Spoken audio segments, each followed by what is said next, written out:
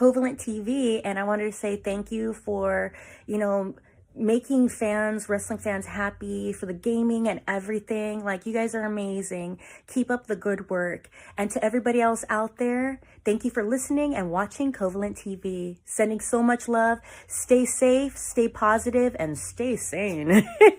Love you guys. Mwah.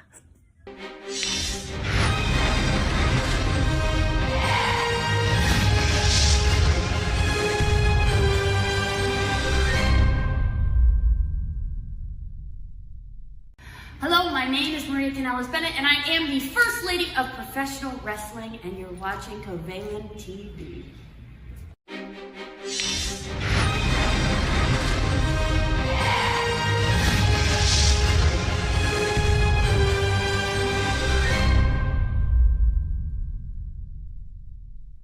Hey guys, you're watching Covalent TV with my friends, and this is Kayla Sparks here, and make sure you tune in and stay positive and girl power.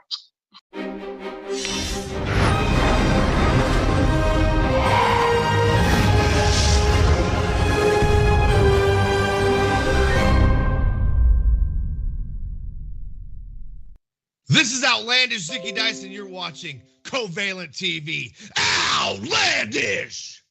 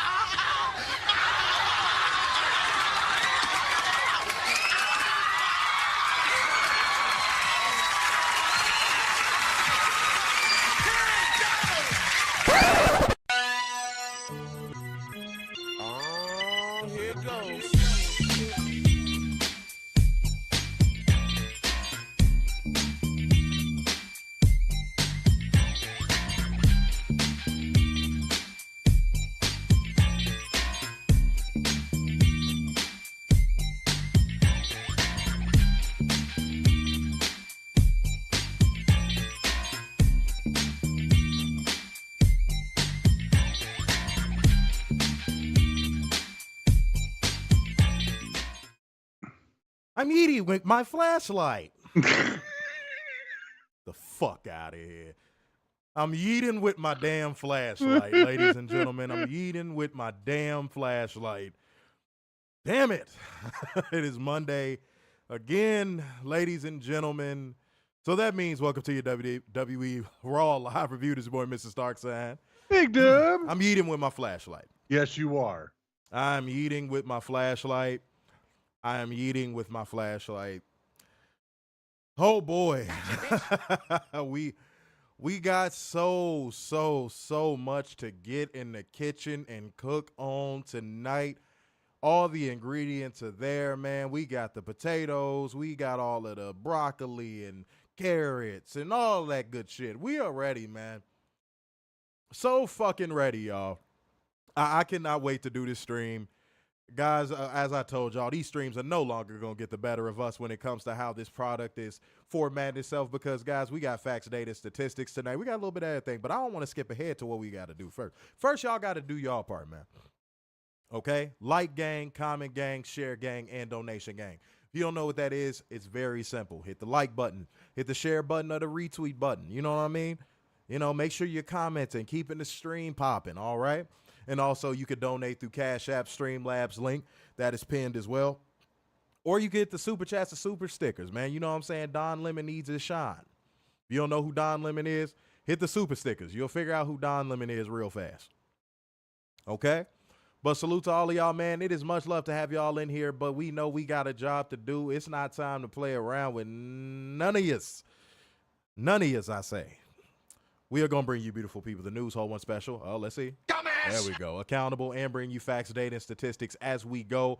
And, guys, I got a couple things in the chamber ready for that one, so it should be a decent little time tonight, man. Y'all might want to kick up and get ready to enjoy this one because we about to give that good fucking work.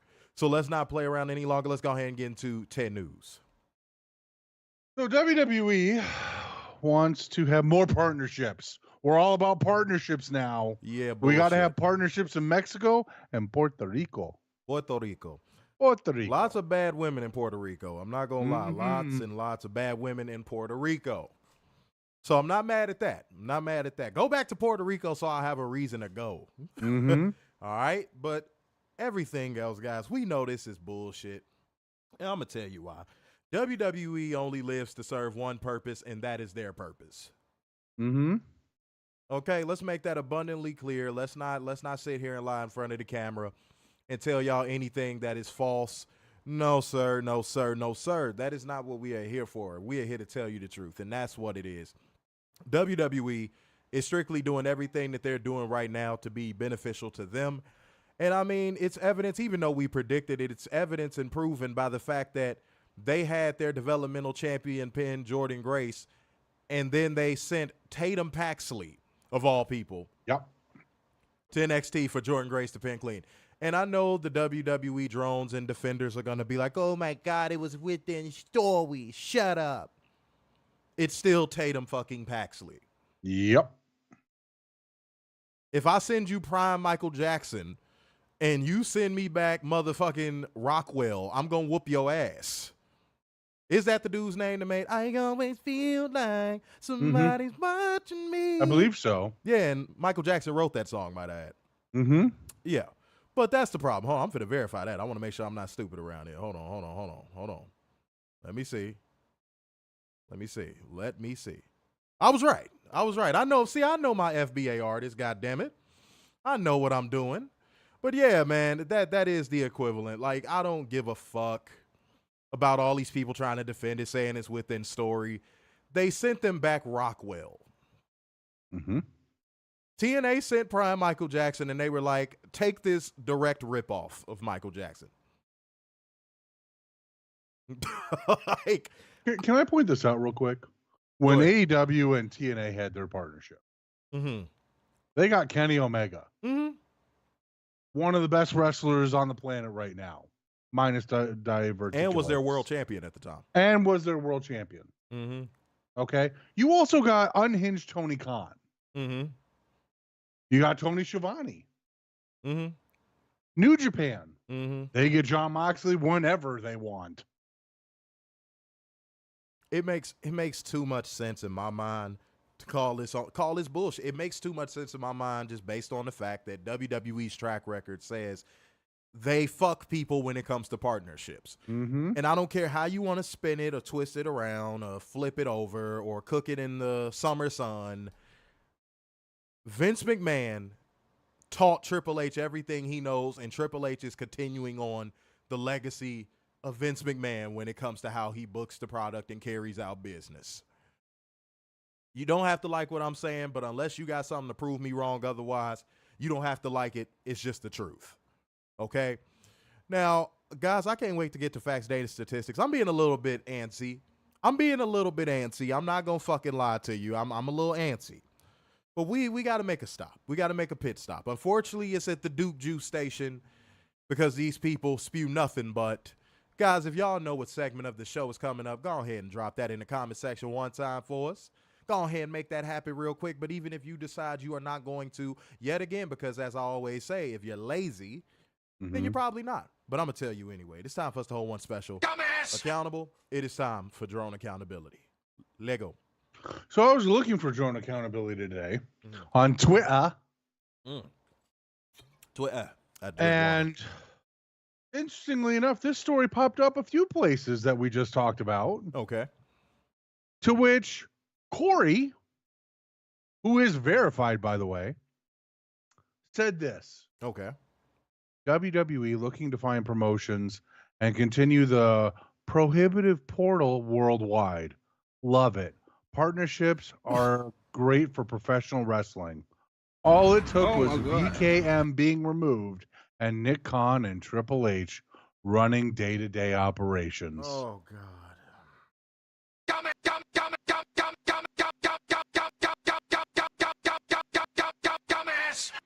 The amount of blind praise Triple H receives in 2024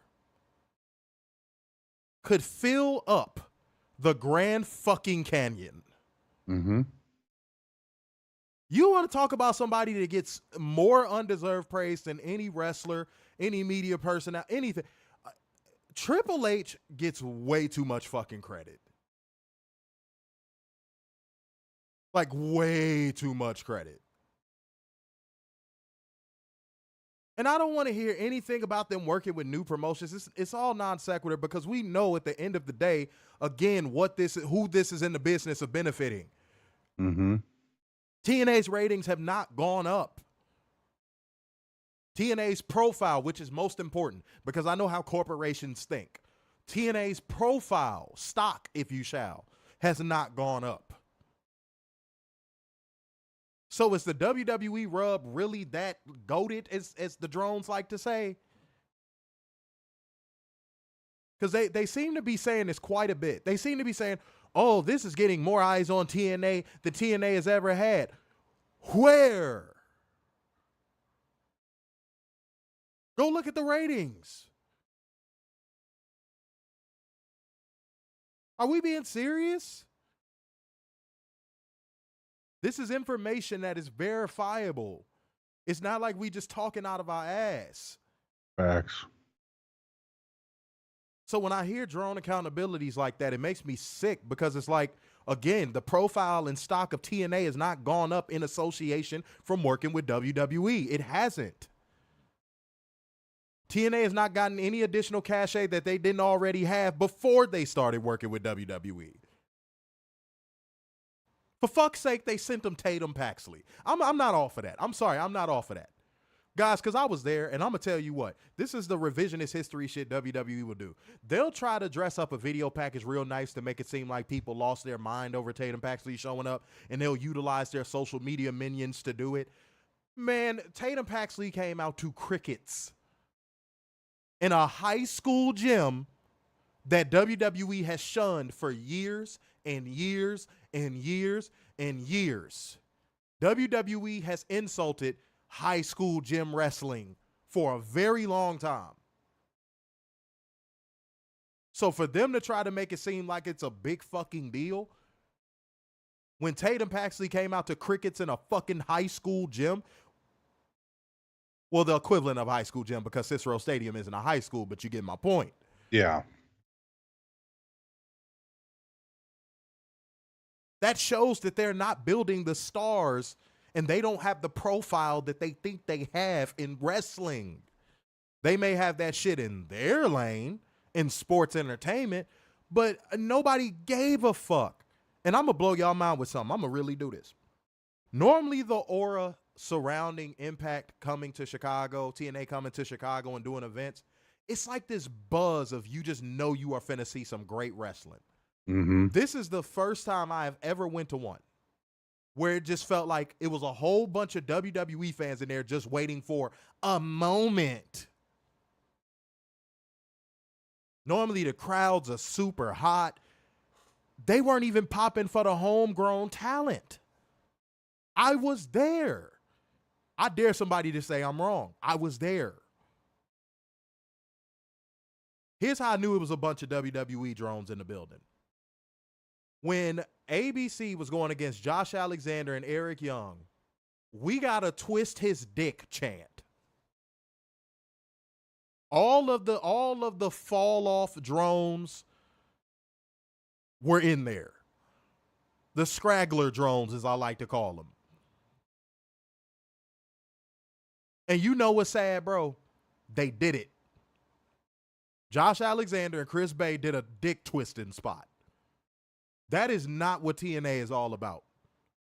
Not now, or has it ever been what TNA is all about.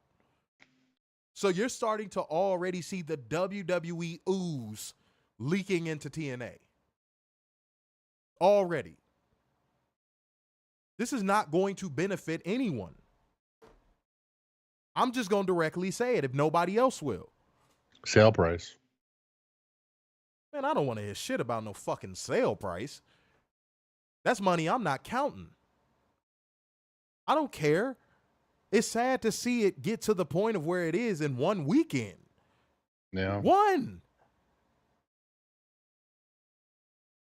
I can only imagine what it's going to be like 3 months from now. But I just wanted to put that on y'all ear, man. I just wanted to put that on y'all ear. Now it's time for me to hold one special accountable. And by the way, guys, like gang, comment gang, share gang, donation gang. Guys, donation gang is real important. We are contributing towards another giveaway. So go ahead and give what you can to the Cash App, Streamlabs link, all of that stuff, man. Get it popping. Okay? All right, y'all. Oh, boy. I am continuing with the doozies. I'm not stopping. I told y'all I am on a run, and it is not stopping anytime soon. So just get fucking ready because this is what we doing. This is the new fate. Okay? Everybody will be subjugated to me destroying them. Okay? All right. This one comes from good old buddy, old pal, JD from New York. Oh, God. I'm JD. I talk really loud in a New York accent, then I got viewers. And I'm related to Bubba. Well, here we go. He said, this is a doozy. It's clear as day the people complaining about Triple H not booking Drew McIntyre to win never watched anything Triple H did when he ran NXT Black and Gold to being the best wrestling product in ring and creatively in the entire business. The Vince McMahon instant gratification merchants need to disappear and never come back. If you don't stop, if you don't fucking stop, guys, it's so funny that I've literally been saying this before JD from Toilet Bowl said. I'm telling you right now, I said this 2 months ago now. Go back and watch any of the NXT Black and Gold stuff that doesn't involve anyone that was rated from Ring of Honor or New Japan. And tell me if NXT Black and Gold aged well. I swear to God. Literally, take away any matches from Ring of Honor or New Japan talent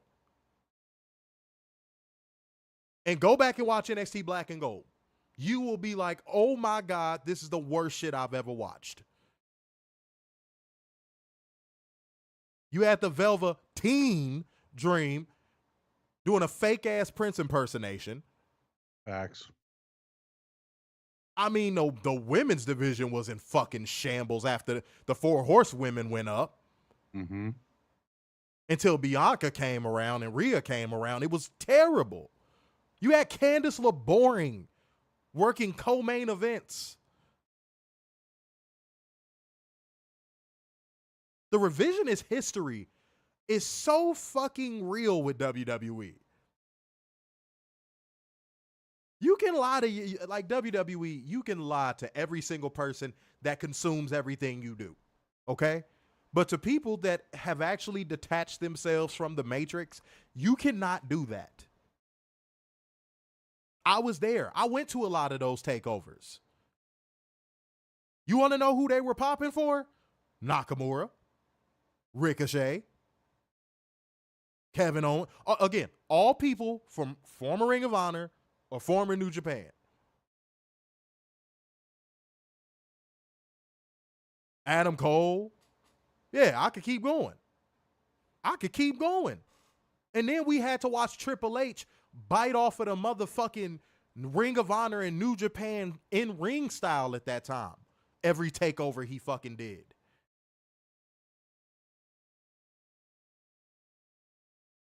He ripped the New Japan match formula from Wrestle Kingdom for every takeover he did. Go watch any Wrestle Kingdom match, singles match.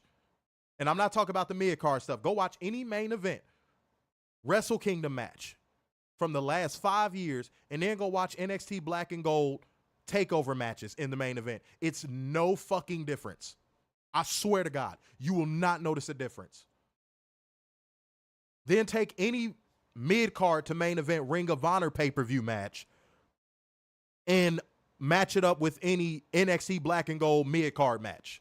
It's identical, especially with the ladder matches. It's fucking identical. So it wasn't that good. Triple H had to borrow wrestlers and formulas just for Black and Gold to fucking work. And it lost. And you want to know why it lost steam? I want to see if everybody knows why Black and Gold really lost steam. And if one of you motherfuckers say Vince, I swear to God, y'all need to wake up. Y'all want to know the real reason why Black and Gold actually lost steam? People start falling off of WWE and discovering Ring of Honor and New Japan and was like, wait a minute. This is the real shit. This is, wait a minute. Because I know that's what happened to me. I know that's what happened to me. I watched Wrestle Kingdom and I was like, whoa, wait a minute. I said, wait a minute. Why is this match booked just like the takeover match I just watched between the two fucking vanilla midgets, Ciampa and Gargano?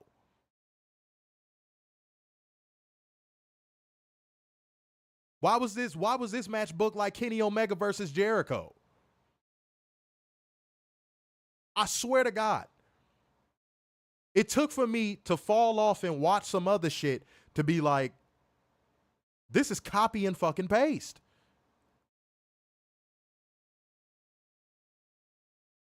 So much so that I couldn't even get into it anymore. And guess what? Around that time, that was when you started to notice NXT Black and Gold's momentum dying and fast. Can I be honest? This is going to sound crazy. Y'all going to be like, ain't no fucking way he just said that. Honestly, Vince did Triple H a favor by killing it. Vince did Triple H a favor. Because it was losing steam anyway. Again, you can't pitch revisionist history on me. Vince McMahon killing NXT Black and Gold was the best thing that could have happened to Triple H. Because that was Vince's way of going, dude, you can't keep, it's not working anymore. And that's not me praising Vince by any means. Trust me. I'm just saying, Vince identified a problem and was like, yeah, Hunter. All of a sudden, those takeover attendances were looking a little light. I remember this like it was yesterday, guys. I remember this like it was fucking yesterday. Then along came a spider in the form of AEW. And that was like the death blow to NXT Black and Gold. So much so that they went to goddamn 90s Nickelodeon branding. Like, bro, you can't pitch it to someone who was there. You can't sell me on that weak ass shit. Respectfully. What does everybody think, man? Because I'm about to cook on facts, data, and statistics. Werner, while I'm sitting here going through some comments, seeing which ones I want to read, go ahead and talk about what I just talked about, sir. Not only did we get Nickelodeon, we got BFAB. Oh, Jesus. Okay. I mean, let's start there. JD's a jackass. Been a jackass. Doesn't know wrestling if it hit him in the fucking face. Him and Bubba are just identical. That's all they are. They're just identical. Yo, hold on, wait. And then I forgot that he completely said the Vince McMahon instant gratification merchants need to disappear. When did Vince McMahon ever give the fans what the fuck they want? Never. He was forced into the Attitude Era. Everything that he ever gave fans, he was forced into. What do you mean the Vince McMahon instant gratification era? What are you talking about? And here's a perfect example of when he was forced. Daniel Bryan. Yeah. CM Punk. Come on. Those are the only two times that the fans got what they want. That's so bad faith. Like, when you say stuff like that, it's just like, it's so bad faith. Hmm? You actually typed that out. The Vince McMahon instant gratification era? Where? You mean the dude who pushed John Cena down our throats for fucking a decade and a half? And no one else? What? What? Like, and then Roman? Huh? Excuse me? What? It's so nonsensical. It makes your voice go high. Like, it's so nonsensical. What are But you that's how talking drones about? are. Dude, what is he talking about? Nothing. He thinks he has this angle that isn't there. Like, am I That's a really? lot of WWE fans now. They think of all again, revisionist history. It's all in their head that they think that they know what really happened, but they just forget what actually happened because they want to feel better about themselves. Dog, am I really supposed to forget John Cena being pushed down our throats for a decade plus? Apparently now you're supposed to because it's all about the Roman Reigns. What instant gratification did I get from that, or anybody get from that? No one. Unless you were a Cena fan. Right. Which I'm guessing he was. Like, wow. Okay. Oh man, we got some old names in here. Darrell Shanklin in here saying they were forced There we Kofi go. and then fed him to Brock. My apologies. To show the fans that they didn't give a damn about them. Of course they did. Along with Big E and Bobby Lashley. Matthew Sheldon said there are people begging for this bullshit too. Said his own ego of not giving 80s wrestling fans Hogan versus Flair in a WrestleMania main event because he didn't want to sabotage his puke mania even though the fans wanted that for all gone. See, that's a throwback example. Mm-hmm. He couldn't even give gratification to his fucking fans during the hottest period and the hottest fucking wrestler during that time. And I'm sorry. If he couldn't even give gratification to Hulk Hogan fans in Hulk Hogan's prime, what the fuck makes you think Vince McMahon was giving gratification to any other fan base? Right. Like, what? J fucking D. What are you talking about? You fucking asshat. What are you talking about? Nothing, because that's what his 3-hour shows are about. Nothing. Oh, It's just I'm him gonna yelling talk and screaming about in a random New York bullshit. accent, and then I'm gonna scream at the top of my lungs at my viewers. That's all I'm gonna do, and everybody's gonna love it, and everybody's gonna watch it, and all these people. Eat dick, motherfucker. Anson Seth, new comment over on Facebook, said Kofi Kids. Yeah, man, we brought Kofi up. Mm-hmm. Yeah. Gotcha, bitch. Shouts out to you, man. New commenter. Maria said they forced Miz forever also. Not to the level of Cena, but I feel you. Yeah. I feel you, but not to the level of Cena. Oh, my God. That was the motherfucker that made me stop watching wrestling for almost a decade. Said JD is like that one kid at a party that's only there because the host is the kid's older relative and they're forced to keep him in the house. Oh, wow, that's crazy. Factual. Yeah. Factual. Oh, yeah, let's not forget the Triple H Reign of Terror. Mm-hmm. Yeah, what gratification has Vince ever given anyone? All of Vince's booking decisions were predicated on reigns of terror outside of the Attitude Era.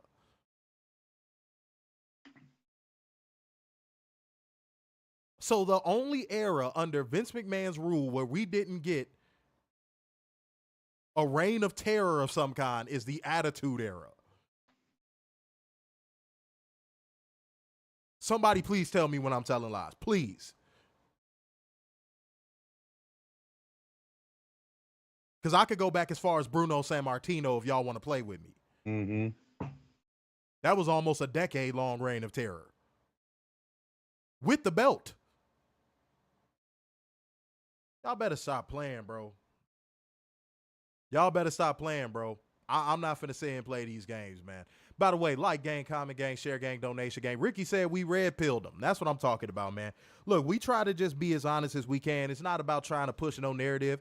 Nobody has to agree with anything that we say, but I feel like if we were saying a whole bunch of bullshit, y'all wouldn't even be sitting here watching right now. Mm-hmm. Let's put it that way. I feel like if y'all thought we were talking a whole bunch of bullshit, y'all wouldn't even be sitting here right now. So you see some actual factuals in what the fuck we say. Even if it hurts whatever fandom you belong to. Mm-hmm. I'm not going to call nobody out. I'm just going to say, regardless of whatever fandom you belong to. Simple as that. Oh, don't get, but that's TNA though, man. Aaron, I feel you, but I ain't gonna bring up the Jeff Jarrett TNA shit. That was TNA. We talking about WWE. Yep. All right, y'all. Let's get into some facts, data, and statistics. Let's do this. I want to kick off with something because here's the factuals. Here's the fact of the matter. Let's get into the facts. Y'all ready? We all saw Jade Cargill and AAR Priest have slippity bips at Clash at the Castle. We all saw it. We saw it. Okay. Mm-hmm. If I ever commit a murder in my life, I promise to fucking God, I want WWE drones to be my damn defense attorney. I'm eating with my flashlight. I swear to God, That's going to be the opening argument. I'm a dead ass say that. I'm a dead ass say that randomly throughout the rest of the show. I'm not gonna lie to you. That shit was so fucking bad. I laughed out loud. It was so bad. But no, I would want the WWE drones to be my damn defense attorney. You want to know why? Y'all, Jay Cargill could have sneezed in AEW. Get that ugly, masculine, non-wrestling green bitch the fuck out of here. Mm-hmm. She fucking sucks. Mm-hmm. She's terrible. Yep. Oh my God. Mm-hmm. Bro, the WWE defenders have gone full Voltron on us. I never thought I'd see the day where they are mounting a defense in Jade Cargill's honor. It's unfucking believable. I was behooved. Oh, accidents happen. She's still learning. You know, that's why they had her in the PC for 9 months. She still has a lot to learn. I was like, are you shitting me? To the point of where, and it's two people in here, I saw y'all corroborating this shit, so don't say it wasn't you. When I'm about to say what I say next, don't say it wasn't you. I saw you motherfuckers. Don't do it. Oh, the ropes were loose. I said, what? I said, they were like, look at AJ Styles talking to the referee, telling the referee the ropes were loose. Look here, dipshits. AJ Styles was in the opening fucking matchup, you fucking idiots. And then let me do this. Guys, I've actually wrestled. Yeah, I'm a pull rank here. I've actually wrestled, if you can't tell by my shoulders. I've actually wrestled. I have wrestled in some of the most jankiest rings you could think of. Janky. With the loosest looser than goddamn Kim Kardashian's pussy. Meat flaps. I'm talking about loosey-goosey. I love Lucy. And I could still do a damn springboard. If you don't fucking stop. In one hand, y'all praise it for being the industry standard in all regards, production, ring work, all this stuff. And then on the other hand, y'all say, oh, the ropes were loose. Pick a fucking struggle. For the love of God. Pick a fucking struggle. Is it the industry standard or are they mistake prone? Which one?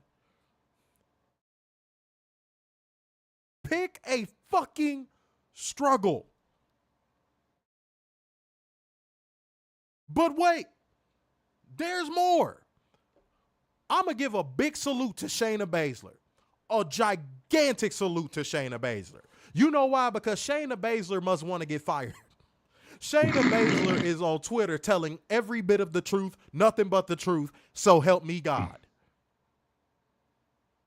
It is the state of WWE drone versus Shayna Baszler right now. Because Shayna Baszler actually had the lady nuts to say, Zoe Stark did 3 springboards, no problem.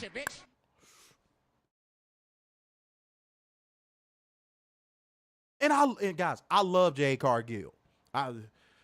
I'm play this song. I'm like, goddamn, you dirty bitch, you dirty bitch, you dirty bitch. And I love Jade Cargill. I was one of her biggest defenders when she was in AEW. I was. Ask Werner. Mm-hmm. Because I was actually seeing the improvement. Week to week. Yep.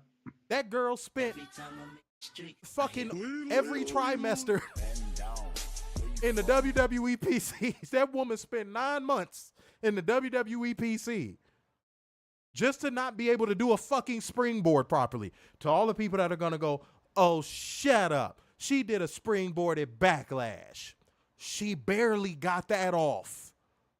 Go back and look at it. Go back and look at it. She barely got that off. If that girl didn't jump a second sooner, she would have fell off them ropes just like she did at Clash of the Castle. Go back and watch it. Go back and watch her springboard at Backlash. If that girl would have jumped 1 second later, it would have been the same thing. Mm-hmm. Exact same thing.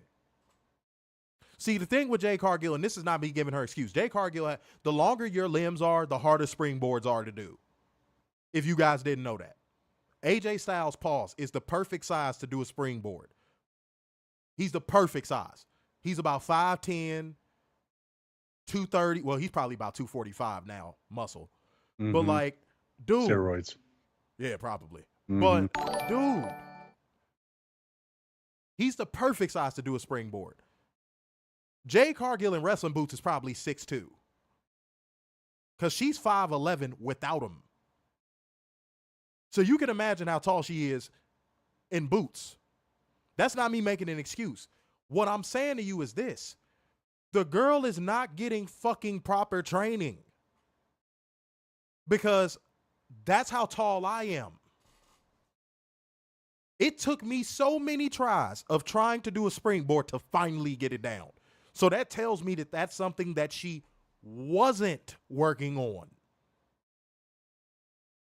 Somebody in that performance center were like, oh, Jade Cargill, you're an athletic freak. You can do it. And she probably did it one time, and everybody was around the ring clapping, yay, you did it. And she was like, yeah, I can do it again. Let's keep it a buck. WWE has worked Jade Cargill into not being TV ready.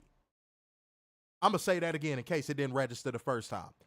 WWE has worked Jade Cargill into not being TV ready.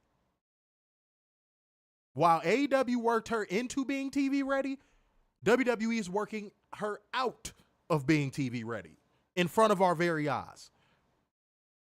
Now, something I did like.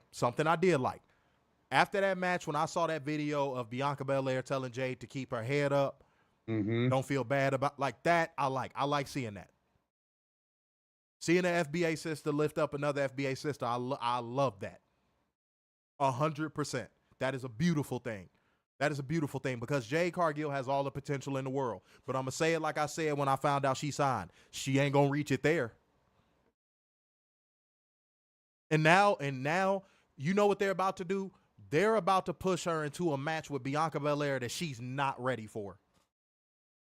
That match is going to be a disaster. Mark my words. Damn, son, where'd you find shit, who this? just subscribed? Kenny USA 9009 just subscribed. Thank you so much. Appreciate you. Thank you so much. And then Weekly Steel Chat said, ironically enough, Maria is right. She's being made into a Goldberg when she was clearly better than that. Facts. But like, no, Maria said Jade has Goldberg skills. No, Jade Cargill has the potential to be better than Goldberg and Ultimate Warrior. WWE has just really shown you what their style caters to. Because the fact of the matter is this. There were people saying Jade Cargill did good in that match. Were we watching the same fucking match? That girl, and Werner, what was the biggest knock I gave her when she was in AEW? I said that clock. Yeah. You can see her counting. That's the worst thing you can do in a wrestling ring. Sometimes you just got to let muscle memory work. I said that early when she first started wrestling for AEW, I said that was her biggest fucking flaw. That mental clock. You could see her going 1, 2, 3, move. Get down. Sell. 1, 2, 3, move. Like, no. And she was starting to lose that mental clock as her TBS title reign went on. Mm-hmm. Even Werner, who was an initial detractor, even started to notice it. Yeah. She was just getting into her moves, selling. Even her selling was getting better. And now she's in WWE. She's regressing. And not only is she regressing, she's regressing fast. And I made a very bold prediction. I think it was after WrestleMania. I made a very bold prediction. Or was it after Backlash? I think it was after Backlash. Where I said, I wouldn't be surprised if this time next year we're talking about Jade Cargill being a release. Mm-hmm. Because after the Bianca Belair match. Yeah, there's nothing for her. That's all people want to see. The same way how after Cody loses that belt, what's left? What's left?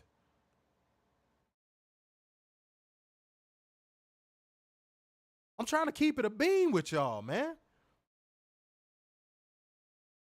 So WWE is going to blow their load, probably do that Bianca Belair match at either SummerSlam or Survivor Series, then try to force a rematch for WrestleMania or something.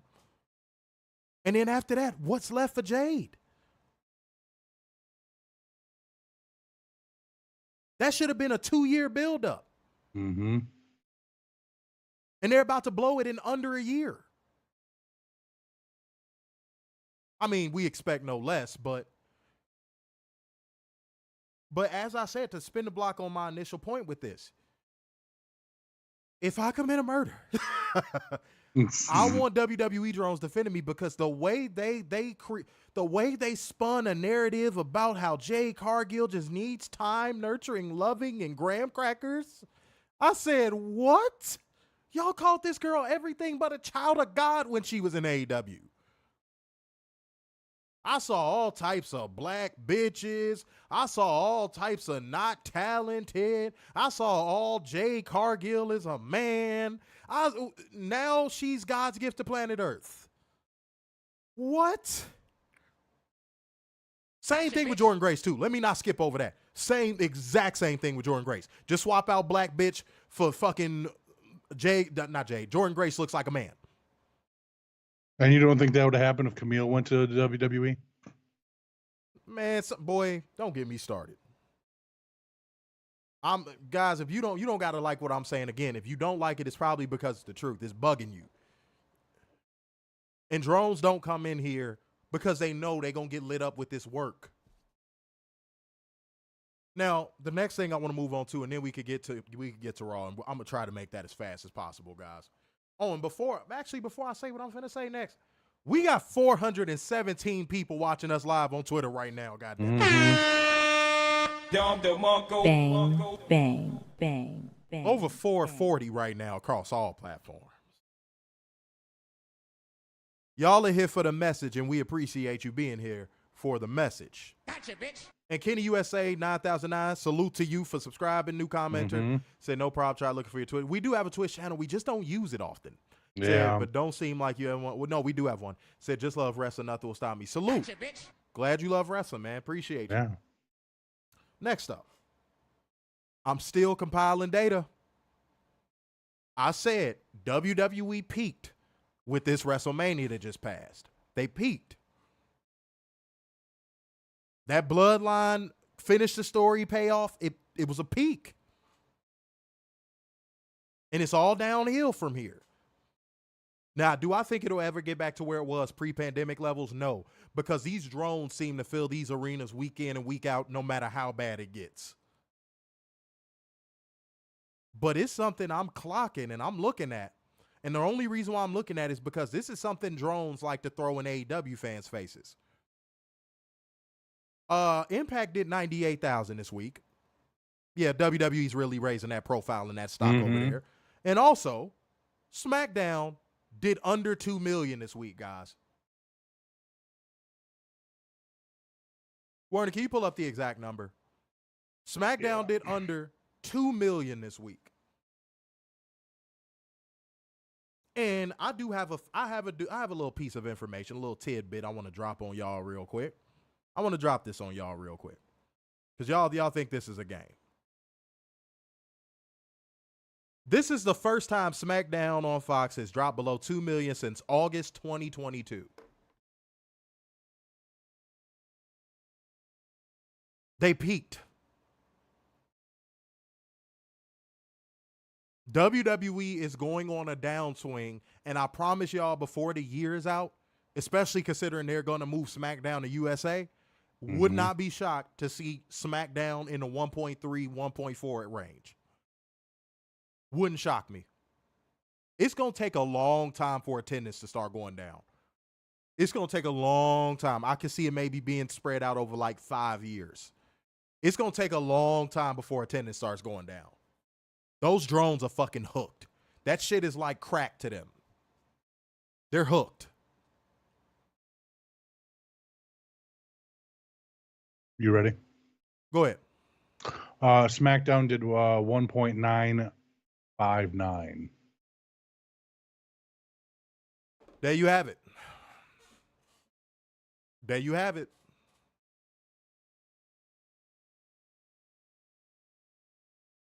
I'm telling you right now, when we're looking back on this, God willing, we still doing this show 2027, right? When y'all look back on this review, y'all just going through the archives, just going back to see how much younger we looked or something like that.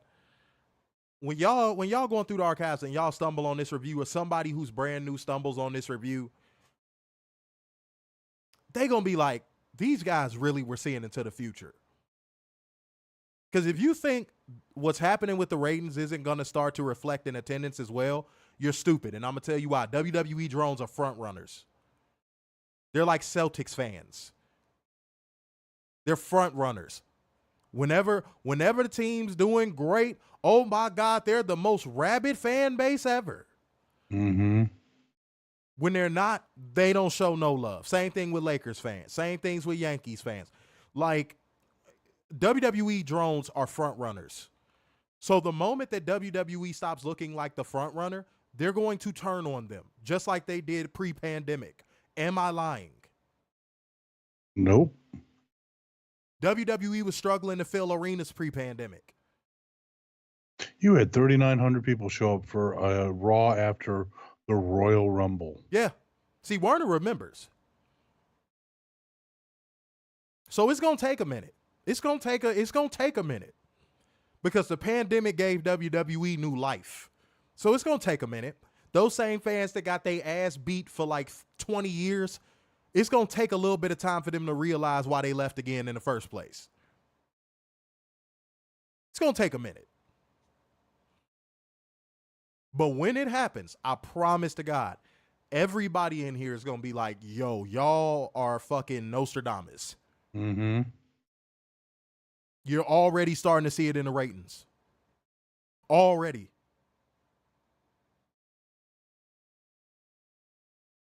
What did SmackDown get for its first fucking premiere on Fox?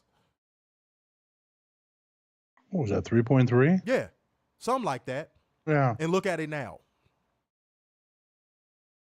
If I'm Fox, I would be dickheads and just cancel it. Yeah. If I was Fox, I would be dickheads and just cancel it. I mean, when Dwayne was showing up every week, they couldn't even get over it too.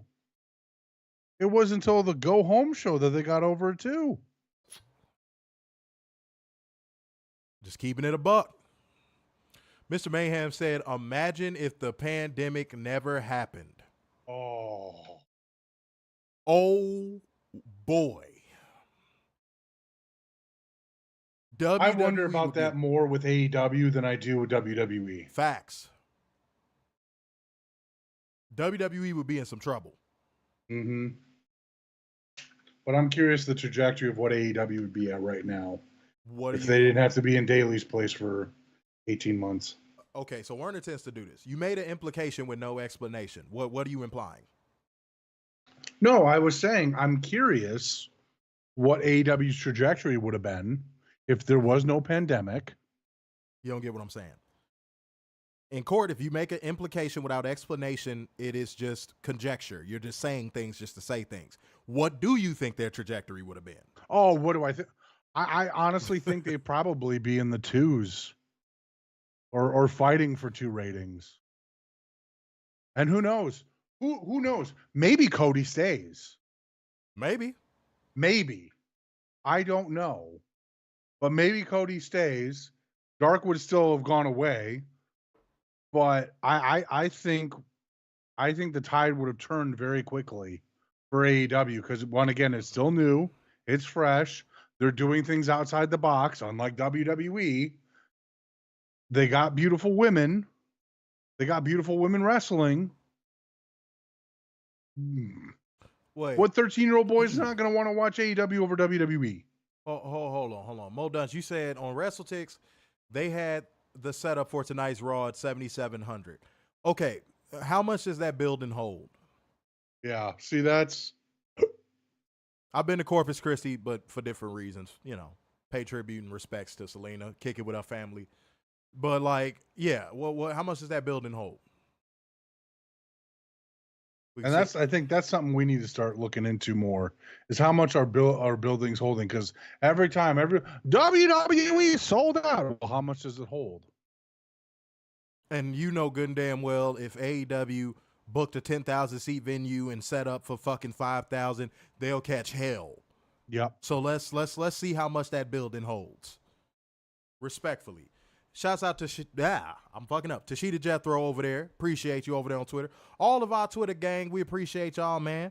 YouTube as well, Facebook. Much love to everybody. Hit that like button if you haven't already. 19 people on YouTube. We can get up to 17 likes easy. Mm-hmm. Like gang, comment gang, share gang, donation gang. It is hot as shit in this motherfucker. Fuck yeah. God damn it, it's hot in here. And I got the AC on, blaring. All right. So I don't know what's going on in this world right now, but it's hotter than a motherfucker, okay? But that was something, those were 2 things I really wanted to bring up, y'all. I had to get that stuff off my chest because, you know, Wednesday's reviews are a little more relaxed for us because we don't actually have to watch garbage imitation wrestling. Mm-hmm. Soap opera wrestling. We don't have to watch it. So we're a little more loose. Okay? And let me see what else we got. And boy, you never spell our names right. God damn it. But appreciate you, Marvin Johnson. Said the building holds 10,000. Hey, man, fuck y'all, man. Said we had a high of 79 in California. Man, shut up. Fuck you. Shut up. But no, like gang, comment gang, share gang, donation gang. Hit the Cash App, hit the Streamlabs link, show the necessary love. Donations this week are very important. Go ahead. I want to bring up a point because we were talking about Jade. I think that it needs to go to show that Daniel Bryan is a better coach than Matt Bloom and Sarah Amato and Norman Smiley and Shawn Michaels. I think they sent Jade to Natalya for in the dungeon. I'm stuttering tonight. What's going on with me? They sent her to Natalya in the dungeon to get her in-ring cardio right, but they trained her moves in the PC, and that's where the problem is. Mm-hmm. That's where the problem is, in my opinion. Nobody should train moves in the PC. WWE trains people to work hard cam style, and it takes away from their wrestling style. Facts. Kenny USA 9009 said, love independent wrestling more than WWE, but I still will watch WWE Raw and SmackDown no matter how bad it is unless I just can't watch it no more. Oh, the Zelina Auditorium. Oh. God, man, what a beautiful woman. It's still so sad she's gone. But yeah, 10,000 for the arena, 2,500 for Zelina Auditorium. I think AEW should run the Zelina Auditorium. That'd be really cool. I agree. That'd be super cool. I also, real quick, WWE needs to update their coaching staff. Why you say that? Serena Deeb's still on there. Oh, boy.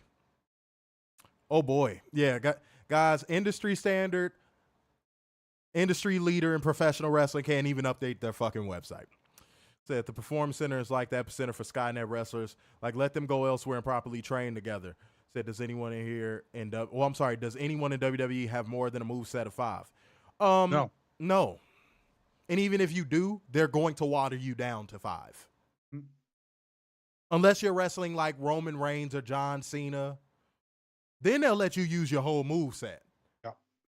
Oh, yeah, if you're wrestling one of them, you get to show off the whole plethora. You get to show off everything. Oh, yeah. If you're wrestling one of their cemented top guys, you could get in that ring and do whatever. You still gonna job. But you're gonna get to show off everything you got. Go watch the AJ Styles John Cena matches if you don't believe me. AJ Styles threw everything in the kitchen sink at John Cena, but John Cena's still the best and still WWE champion. Hey, watch the fucking AJ Styles Roman Reigns match that they made him wrestle at Extreme Rules when AJ first got there.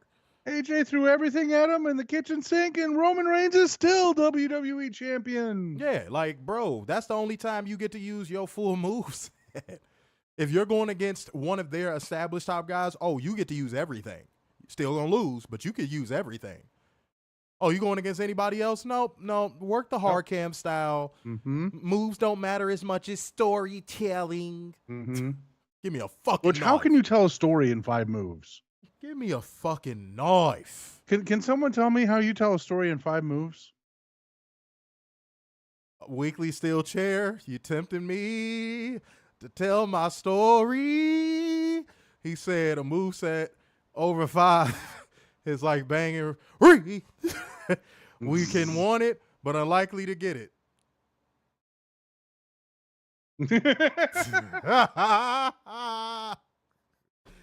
Oh boy, where's a no comment guy when you need him?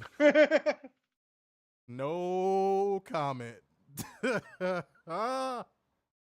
Top Golf is fun year round. Top Golf is great. You know? Top Golf is great. Yeah. Okay. Oh boy. Some people don't like to lose at mini golf either. No. Yeah, so they challenge you to rematches at 5:00 in the fucking morning. Yeah. Because they're open at 5:00 in the morning. God damn. Well, time was killed, to be fair. Yeah, right. That's right. Hey. I agree. Hey. Hey. All right. Okay. This show has gone south fast. Okay. Yeah. We are here now. We are here now. Thank y'all, man. Thank y'all. Appreciate it. Said, dude, we need a drone in here. Why do we need a drone in here? I don't know. We don't need a... No. Where's Catherine? Uh-oh. Was that a little call out? Oh. Was that a little call out? Oh. Was that a call out? I think it was. I'm not going to lie. I think it was a call out of Werner's proportions. Whatever that means. I don't even know. But who said that again? Yeah, Kenny USA 9009. I hope we wake you up at some point, because saying you'll still watch Raw and SmackDown no matter how bad it is, you sound like an abused partner. Yeah. Like, that's sad, bro. Dude, no. Marvin Johnson, you from Peoria, man? I ain't gonna give up too much info. I got some family down there, man. They moving from that motherfucker, like, literally as we speak. But yeah, man, I had some family down there in Peoria, man. I like Peoria. It's decent. Nice little small town. Mm-hmm. It kind of feels like a small town in Missouri. Now that I've been in Missouri quite a bit, like, it feels like it's a small town in Missouri, but it's in Illinois. Like, it's weird. I don't know. It doesn't feel like you're in Illinois anymore when you in Peoria. But hey, to each his own. Said the PC is like all these third level MMA gyms that popped up, ran by some coaches that had a cup of coffee in the big time, but just really taking people's money to train. Oh, trust me, it's wrestling academies like that too. Mm-hmm. Mm-hmm. That's something a lot of people don't know. It's definitely wrestling academies like that. Make sure to pick your wrestling academy wisely. Have somebody go with you. Scope it out. Yep. Do your research. Do not just sign up for any fucking wrestling academy that'll take you, because they'll take your money and have you out here hurting opponents. So I had a drone say on Twitter that NXT had the best women's division. Oh, we've been through this. Yeah, we're not gonna. We've been through this. We've been through this. Yeah. We've been through this. It's a bad faith argument at best. Because you know why? They doing the same thing that they used to do. I don't know if y'all remember this. When the men's division in WWE got criticized, they would always say, oh, well, NXT has the best men's division in pro wrestling right now. Now it's the same thing, just with the women. They've pivoted. Mm-hmm. They can't say NXT has the best men's wrestling. So now they're like, oh shit, the women. It's a bad faith talking point. Don't even give that shit time. All right? But let's get going, man. Let's get into Monday Night Raw. What did I say was the theme of the Clash of the Castle show, Werner? Something botches. No, do not sign. Yeah, on do the not dotted sign. line. Yeah. Do not sign on the dotted line.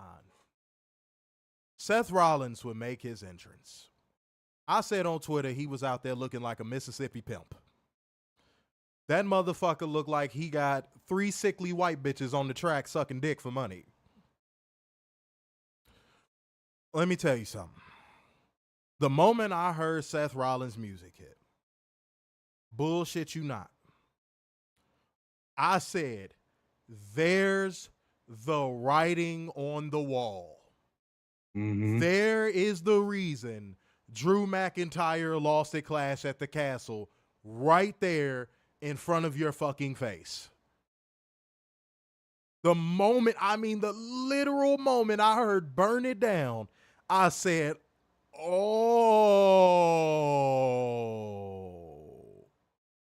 that's why Drew lost. Mm-hmm. Triple H was waiting for his boy toy to get back. Which I thought he was supposed to be out longer.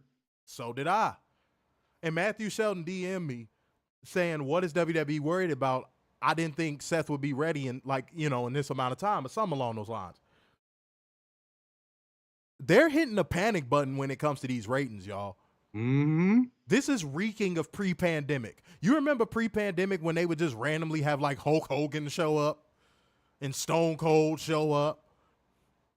That's what this is reeking of, except that they're using current talents to do it. Yep. You want evidence for somebody that might disagree with what I just said? Okay, then why the fuck is a Raw superstar and CM Punk going to be on SmackDown outside of it being in Chicago? Yep. If they weren't trying to pop a rating.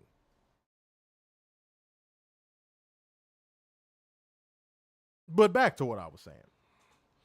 When I saw Seth Rollins, I said, oh, the fix is in. Drew, you never stood a chance, bro. You signed on that dotted line, and Triple H, just like the conniving big-nosed prick he is, was like, I got him. Right. Seth is coming back. He doesn't even know. Drew.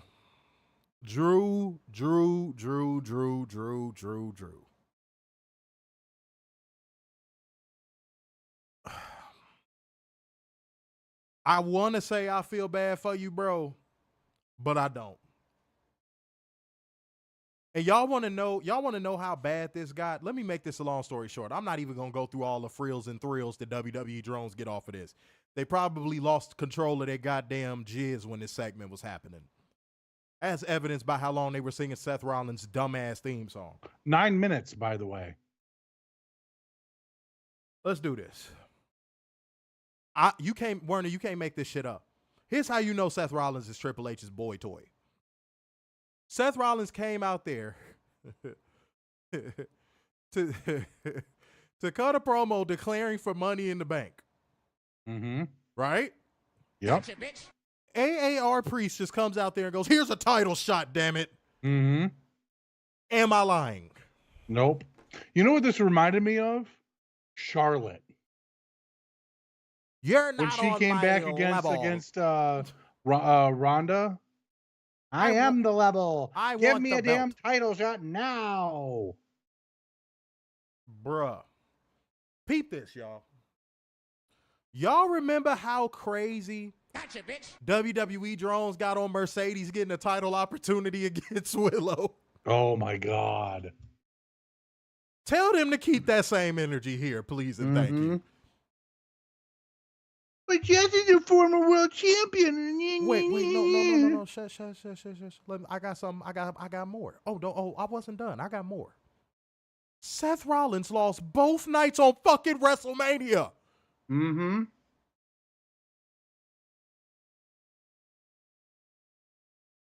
For real. I sounded like my mama just now. For real.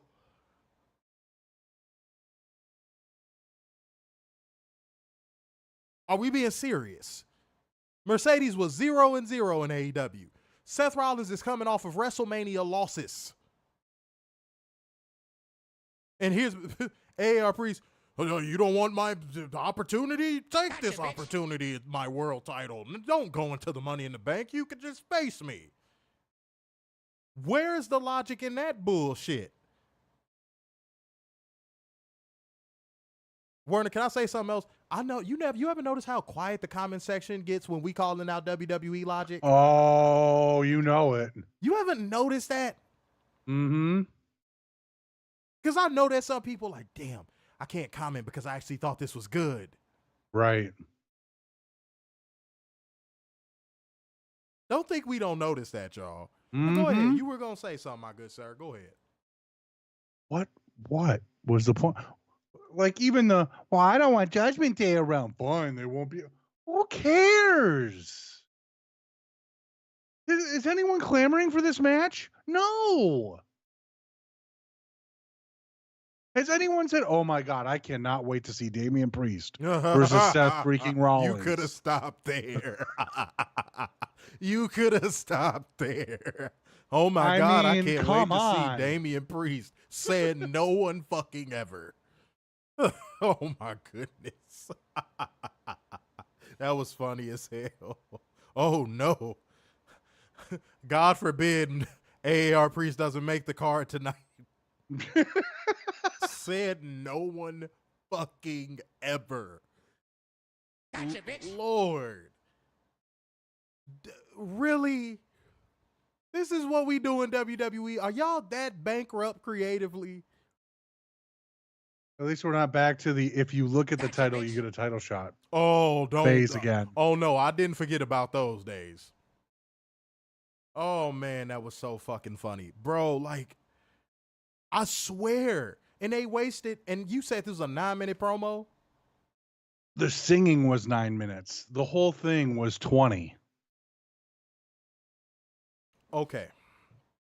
So Werner had a point of contention with Xenia on our Dynamite review about this. Yeah, because she felt that there should be an importance placed on promos opening the show.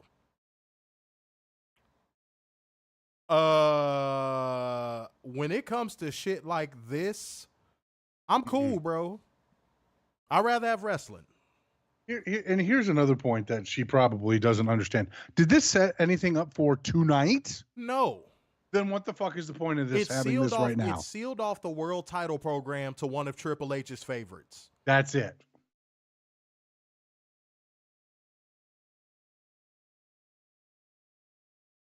That's literally it. And don't be surprised if you don't see Gunther for the next 3 weeks. And remember what I told y'all? I said WWE is trying to buy time because CM Punk is not in shape enough to get this injury healed quick enough. Mm-hmm. Remember when I said that? Now there were reports that came out today. A lot of y'all favorite news places that y'all love quoting tend to report shit that we said like a month ago. Y'all ever notice that? We told y'all he's going to miss Money in the Bank. We said that. We said he's going to miss Money in the Bank. They're killing time until he's cleared. Mm-hmm. Because then what's going to happen if they get 2 weeks out from SummerSlam and they're still like, he's not ready? You might as well retire him to commentary at that point. Yeah. A reboot WWE backstage. That shit was a joke. I don't think they can get Renee back. Oh, you know they'll toss some random ass fucking sports bimbo in that same position.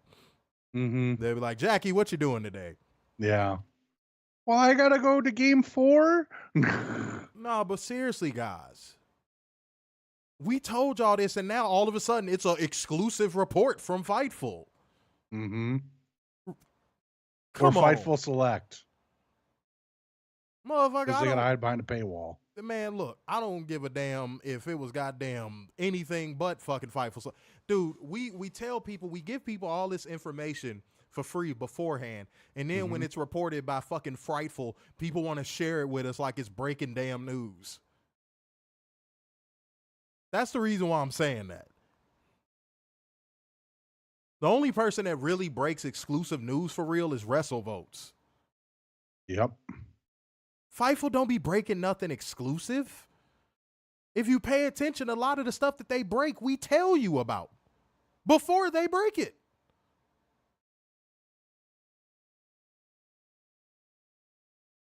Like, come on, dude. Hold on, said, you guys said this 3 months ago. Yes, we know. Mm-hmm. We were there.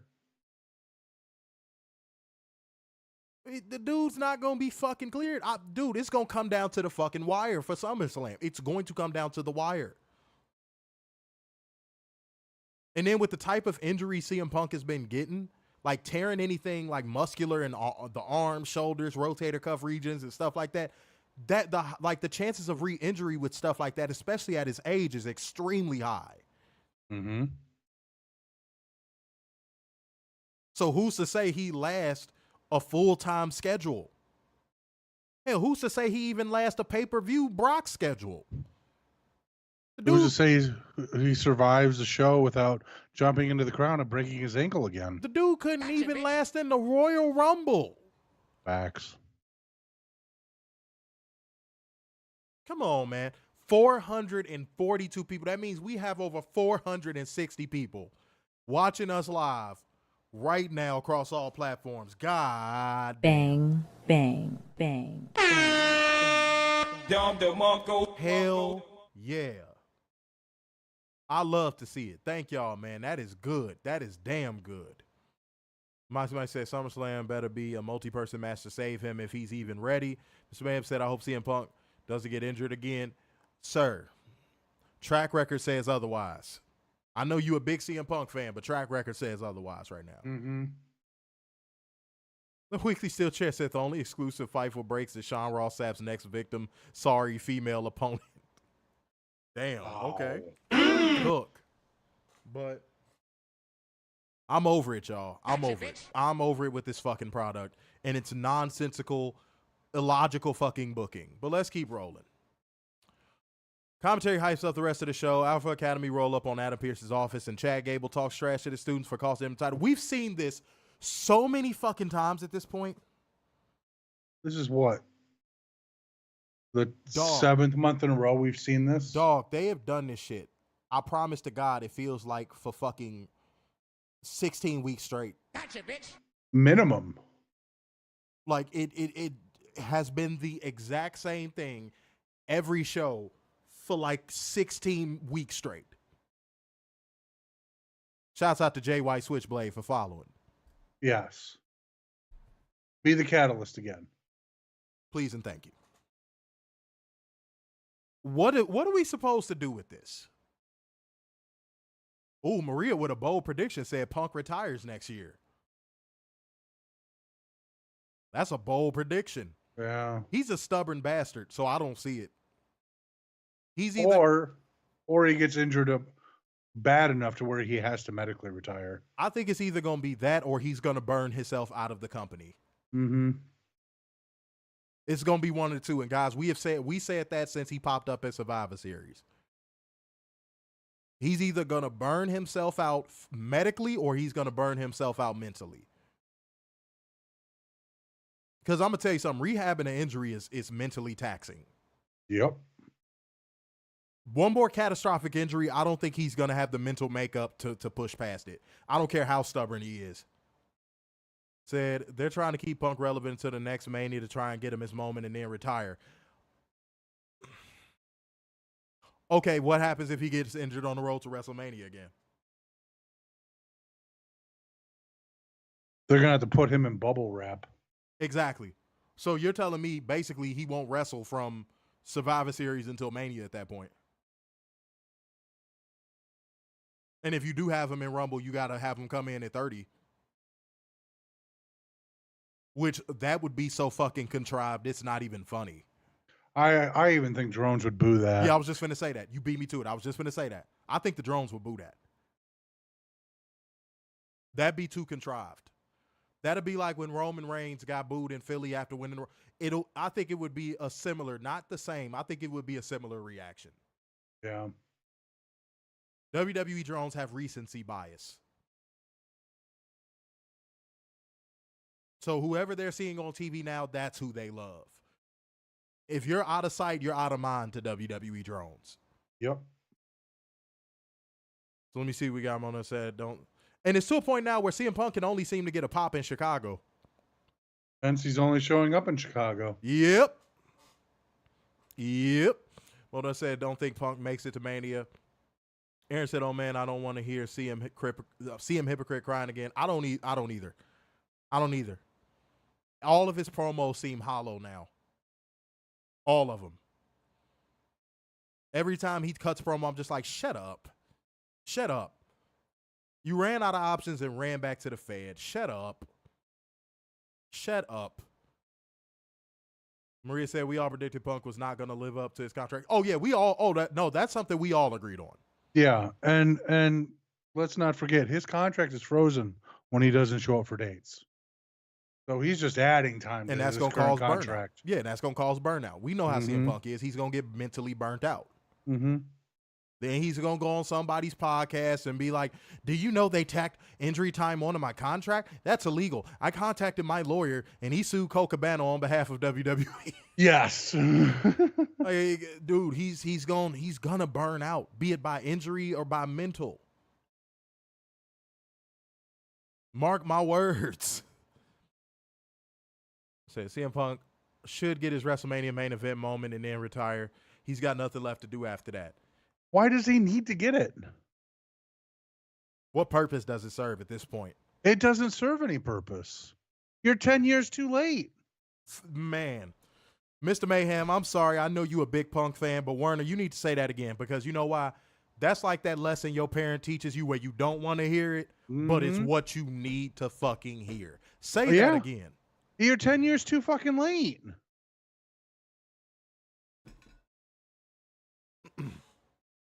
Mr. Mayhem, you got to get that one through your skull, bro. It's too late, bro. They had so many opportunities when he was more so in his prime. So many. And they didn't do it in favor of John Cena, by the way. Mo Dunn said Jack Perry's return to AEW has been better than Punk's return to WWE. Let's fucking talk about it. Yeah. Let's fucking, man. And who would have thought, honestly, who would have thought Jack Perry had this fire in him? You know what? I'm going to do a live tweet. Mo Dunn, that's a good tweet. That's a good tweet. That's a good tweet. You just gave me an idea. That's a good tweet. I know I'm going to deal with all the fucking WWE drone flame for the next 48 hours, but that's good. Mm-hmm. That's good. Richard Pinkey? New commenter on Facebook, I believe. CM Punk doesn't deserve a Mania moment. Who said it? Richard Pinkey? Where? Facebook. Richard. First of all, shouts out to you. Rest in peace, my Uncle Richie, man. Yo, we got to have a therapy session with Mr. Mayhem. Mm-hmm. Mr. Mayhem, trust me, I used to feel the same way about CM Punk. I did. I feel you, bro. But the dude sold out, man. Mm-hmm. The dude is a shell of his former self. It's like watching that player on your favorite fucking sports team play way past their prime. Well, you a Chicago Bears fan just like I am. You remember the late Urlacher years? Having to watch Urlacher miss tackles that he would normally make. Limp around the field. You remember that? That's CM Punk right now. You remember when Charles Tillman got older and the Peanut Punch lost his power? That feeling. You remember that feeling when Derrick Rose went down with that ACL and came back and he just wasn't the same? That feeling. That's what I feel when I see CM Punk now. It's over. It's over. He needs to retire. It's done. Like, bro, oh, God. I'm sorry, Mr. Mayhem. Like, we need to have an intervention with you, bro.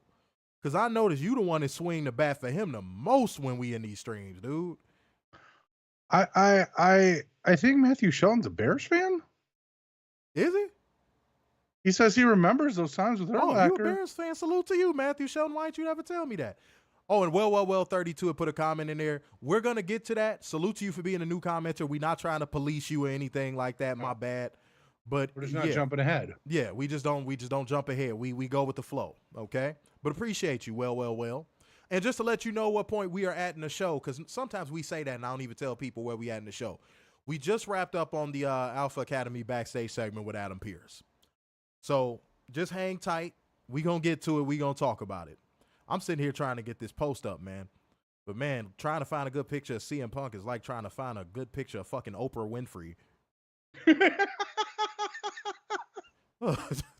Jesus Christ. The dude's fugly. I'm sorry. The dude's fugly. How he pulled AJ Lee is beyond me. Yeah. I just, and this, trust me, it's not no jealousy. I really, look, you better tell somebody. Richard Pinky said, CM Punk, too injury prone, nothing but a burnout former shell of what he used to be in his opinion. That's what I just said. That's what I just said. That's going to be something that's hard for Mr. Mayhem to accept because I get it. You grow up a fan of somebody. I get it. Weekly Steel Chair said a good picture of CM Punk when he wore the mask. Bruh. Oh my God. Hey, that's fucked up. Lucha Punk. That's fucked up. Matthew Shelton said he's been a Bears fan since 75. Hey, that's what I'm talking about. Yeah. Maria said Willie Mays stumbling out of the batter's box. Ooh. Yeah. Y'all giving some good examples. Jordan on the Wizards. Yeah.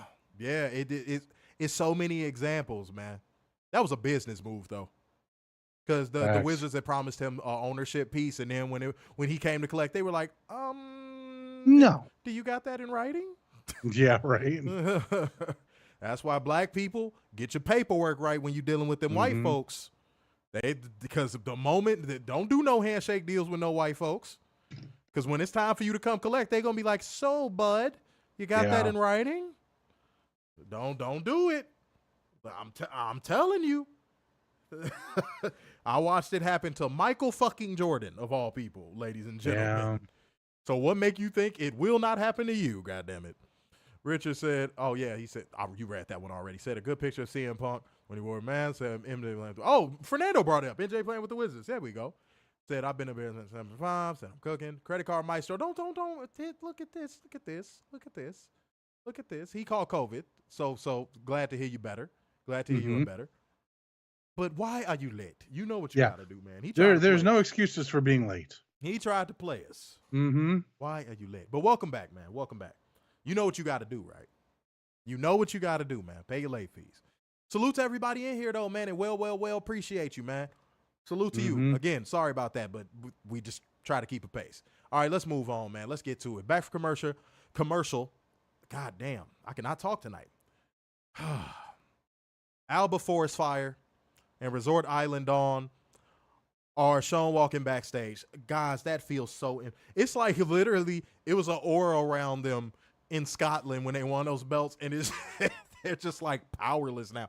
They went from like having an aura to having like a pillow fort. It came back to fucking the United States of America, and it's just like, why are y'all here again? Why do y'all have those belts? What's happening? But was it a maniacal pillow float? Hey, I mean, what? A pillow. A puller fool? What the fuck is a maniacal puller fool? Y'all heard that? I'm convinced Werner has a speech impediment. That motherfucker said wooler fool. Damn. God damn. All right. Next up, do not sign on the dotted line. Yep. We got Braun Strowman going against Mr. Chad Clark Gable. Oh boy. He lost to Braun Strowman in quick succession with a power slam. And guess what they do? They run the will they, won't they Alpha Academy angle post-match. And oh no, Otis pushes him this time. Oh, story development. Oh. Try. Chad, we tried to tell you, do not sign on that dotted line. And what did you do? And look at what's happening. Cause and effect, my good sir. What were you thinking, bro? And he's not the only person tonight that we gonna say that about. But Chad, do not sign on the dotted line. Got you again, bro. They got you losing to an ice cold Braun Strowman. They got you losing to the Latino bodyguard Braun Strowman. Dog. And I want to spin the block on something because I'm going back. I'm going to spin the block on the Seth Rollins logic. Everybody told me on Twitter, everybody was saying, shut up. It's going somewhere. Chad's going to get that IC title. You just be quiet. Oh, boy, do I got something for y'all soon. Oh, buddy. Y'all motherfuckers swore on y'all life that's what it was. We gonna get to it. Don't skip ahead, y'all. That wasn't a cue for y'all to skip ahead. Yeah. Oh, buddy. Real quick, Weekly Steel Chair would like to cheat on Deanna with Isla Dawn. He's still fucking your bitch, Werner. He's still No, fucking he's your not. bitch. Fucking her. Fricking her, if you shall. No. Smoking a pancake. Piping a crepe. You know what I'm saying? It's okay, man. He laying down the egg McMuffin in your bitch, and that's cool. No, not happening. That's cool. All right. Okay. All right, if you say so, man. Hold on. I'm gonna finish typing up this live tweet. Talk to the audience, sir.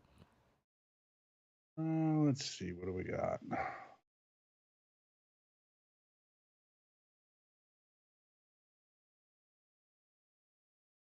I think that's what Gable's going to be is a jobber now. He's going to go on a losing streak like Brian Myers, and then all of a sudden he'll get that one win, or do the sad G Unit tank top thing, and then finally get a win, and then drones are going to come back to him and be like, see, and that shit is going to be like 3 years later. Yeah. Like that shit is gonna be like 3 years from now. and you know what you're gonna hear. Long-term storytelling. Yep. Yep. Like fucking clockwork. He's finally gonna win the IC title in like 2028. And they're gonna be like, see, we told you it was going somewhere.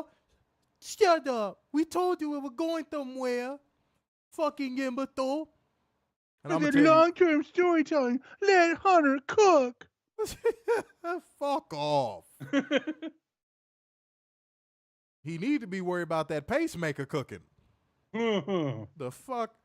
Tell me wait and let something cook. Fuck out of here. That shit is garbage. All right, hold on 1 second, y'all. Okay, I got that shit up. I'm finna get it up on Facebook and Instagram too. We doing it tonight. I feel like pissing some people off. That was a good one, Mo Dunch. That was a good one. You know what? Fuck it. We doing it. We doing it live. I might read some live reactions too, because they finna have a meltdown with that one. That's a fact. They finna have a fucking meltdown with that one. That was a good fucking point right there. And by the way, like gang, comment gang, share gang, donation gang, hit the Cash App, Streamlabs link, and all that good stuff, man. Show the necessary love, man. We appreciate all of y'all being in here. Weekly Steel Chair came through with a super chat saying, Werner, Isla got nice pillows, but Deanna is mine. That's what I said. You dropping the Egg McMuffin off in his bitch. No. That's cheating. It's simple fact. All right, Werner, be careful. He going to punch you in your biscuit. You just going to walk outside. You go feel a punch on the side of your cranium. All right. 467 on Twitter, by the way. That's what I'm talking about, goddammit. The Weekly Steel Chair is going to punch you with his Scottish accent. Am I going to be able to understand him? Hey, look, hey. If he hits you with a that'll do, donkey, that'll do, you're done. You're done. You're done. That's what I'm talking about. How can you fight against a person who says six like sex? How are you going to fight against that, Werner? You can't win. He says sex even when he's not trying. Ask him to count to 1 to 6. Watch what happens. He dropping the Egg McMuffin off of your bitch. That's what I said, goddammit. All right. Weak Steel Chair said, I've had Deanna in my arm. She's a tidy technician. Oh no. You lost her. Okay, Weekly Steel Chair, you lost her. It's over. It's over. Did you just say tidy technician, bro? What the fuck? How do y'all pull bitches in Scotland? Talking like that, apparently. Bruh. He called us a tidy technician. Oh boy. Oh, Weekly Steel Chair. I was trying to give you the benefit of the doubt until you said that, man. God damn. All right. Cool. Moxie might say Triple H ain't cooking, he's microwaving, reheating shit others made. You better fucking talk, man. Oh, yeah, hashtag tidy technician. Gotcha, bitch. That's great. Yeah, but the question is how Macklin got her. Well, first of all, women like stoic men, and he's very stoic. Yep. That dude is intense. Like, he doesn't, like, I'm going to be honest. This might get me canceled too. Military people don't really intimidate me. I see through it. I grew up with it. You know what I'm saying? Like, it don't really intimidate me. Like, all that stoic, I was in the military. Like, that don't move me. Like, my grandfather was a Marine and became pretty high ranking. So his stoicism mixed with his charisma showed me that all of that stoicism shit that most of these new troops do, it's an act. It's all a fucking act. It's an act. Like, it's a way to get bitches. Like, they do all that stone face, I don't like anything, I don't laugh at anything bullshit, so women think they're mysterious. Like, it's not what you think it is. A lot of them motherfuckers are really soft in real life, and that's why they went to join the military. Mm-hmm. And you could apply the same thing to fraternities, too. You could apply the exact same thing to fraternities. A lot of men who join fraternities are men who have no social circles. Shit, now that I think about it, you could apply that to sororities, too. Mm-hmm. Yeah. Like, it is a whole bunch of people who had no friends growing up gathering together to have friends. That's why I never joined one. I would have been vilified in a fraternity because they would have been like, this dude already had charisma before he got here. He already had an identity before he got here. Kick him out. They would have kicked me out. Already had an identity before I even got to college. Boy, that sounds like WWE. Yeah. You got over organically? No. Yeah, right. I already had an identity before I went to fucking college. I didn't need to join no fucking fraternity. I'm cool. Be around a whole bunch of fucking men getting my ass kicked willingly. I'm good just to be accepted and have friends. No, thank you. No, thank you. I'll pass. And then I'm a black man. What I look like pledging Greek letters? I'm a black man. What do I look like? Yeah, Alpha Kappa. What the fuck? No. You know, I'm gonna join the fraternity MLK. Martin Luther Kinga. Not joining no fucking fraternity. Get the fuck out of here. Jesus Christ. Yeah, that's another reason why a lot of these dudes join the military too, is so they could go join the fucking police force when they get back and be high ranking, because they wouldn't have been otherwise. Yeah. We still just said alpha, beta, gamma, fuck that. Yeah, I don't give a fuck about none of that shit. Yeah, that's what fucking people who were fucking lames or got low self-esteem go find self-esteem in friends, is joining fraternities and sororities. Oh, I know I would have been a Q. Yeah, if I would have been with that, I know I would have been a Q. Oh, trust me, I know that. I know that. But like, yeah. Because to me, out of all of the fraternities, they're the most alpha. So I probably would have been. But you know, I'm good. I'm good. I don't need to bark to get bitches. I don't need to step to get bitches. I'm cool, man. I'm cool. Said real soldiers don't brag. Truth. My uncle doesn't, and he served multiple tours. Yeah, and like Steve Macklin, he shows it in his disposition. It's like, okay, dude, we get it. You went to the military. You could crack a smile. You could crack a smile, bro. Like, stop. I grew up in a house with somebody who's way more high ranking than you, bro. And he could crack a smile. And he could crack jokes. Every time you see him at these conventions, he looked like somebody pissed in his fucking Cheerios. Respectfully. All right, moving on, man. Y'all done got me started with that Steve Macklin shit. I'm just tired of him looking like a fucking stoic prick every time you see him. All right. Oh, boy. We back to the damn Judgment Day Clubhouse segments. Oh, God. We're here already? Why did you take the room, Keith and Balor? Oh, it's to keep Dominic from himself. Dominic's looking for his fucking cow vest.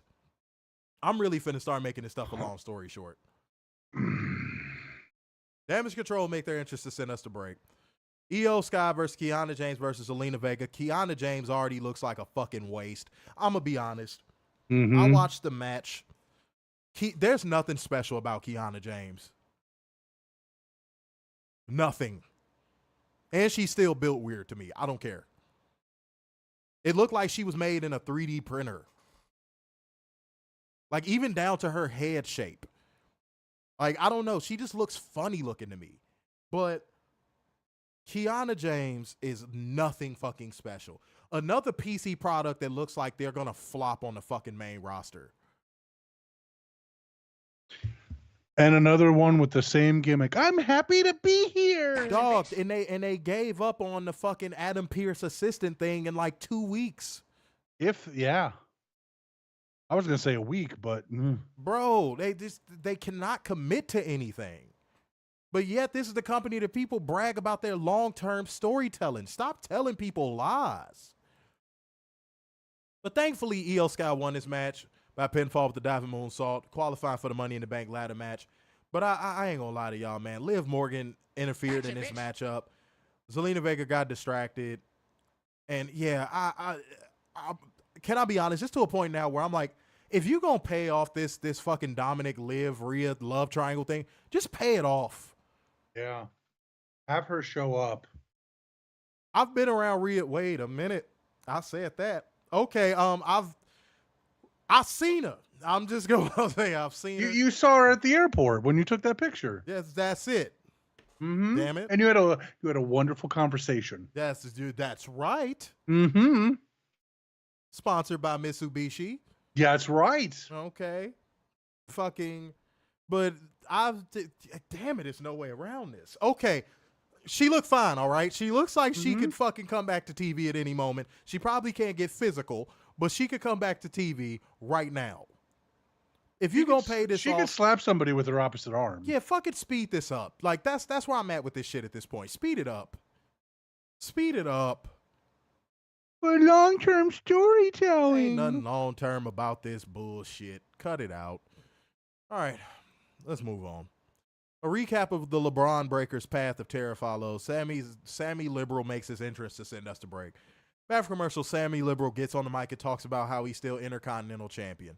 And he's ready to move on from Chad Gable, but doesn't want to move on from Alpha Academy. Yeah, which makes no fucking sense. Let me tell you something. Let me tell you what would happen.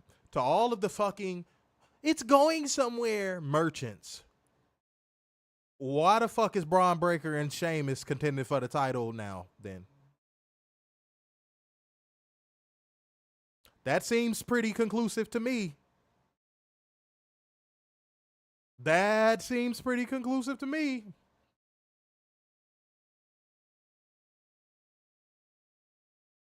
You could tell they got a rocket strapped to the LeBron Breaker's back. I bet you Braun Breaker get that belt before fucking Chad Gable. Hell, I would think Sheamus would too. So yeah. Where was all of that? Where was all that jazz about? It's going somewhere. Chad's gonna get it. He's gonna get it at SummerSlam. Uh-oh. Oh, what? Tommy Moose, new commenter on YouTube said, "We hate everything." That man's last name is Moose. Mm-hmm. I'm not doing it. We don't hate on everything. Again, I'm gonna say it like how I would say it to anybody new watching the show. If you don't like the truth and logic being pointed out in this show, this is not the show for you. Mm-hmm. I'm just gonna put it straight like that. If you don't like the logic being analyzed on a show that, well, we're doing a review, we have to be analytical. If you don't like analyzation of the show, go watch any of these other reviews that just praise everything that they do. Mm-hmm. Otherwise, you can stick around, see what we all about. That's up to you. It is your choice. You control your phone, your keyboard, whatever you are watching us on, you control that. You control that. But we're not going to waver and be like every other podcast you probably enjoy because all they do is praise WWE no matter how good or bad. They'll maybe shit on one thing on the show, and even when they do, they don't really lean all the way into it. There's tons of shows like that out there for you. Tons of them. Mm-hmm. We're here to discuss the logic. We're here to discuss everything that the show is made up of. Entertainment value, logic, storytelling. And I'm sorry, WWE does not do it at a good level, not even an average level. Mm-mm. They don't. They lean on, and no disrespect, they lean on people like you to defend it. Because you'll always say, no matter how bad it is, you'll always say, well, it wasn't that bad. No matter what. Mm-hmm. They could have had Chad Gable come out there in a chicken suit, and you would have probably been like, this is great. 2 thumbs up. We're not going to do that. And I repeat, there's tons of podcasts that will. You can go watch them. Mm-hmm.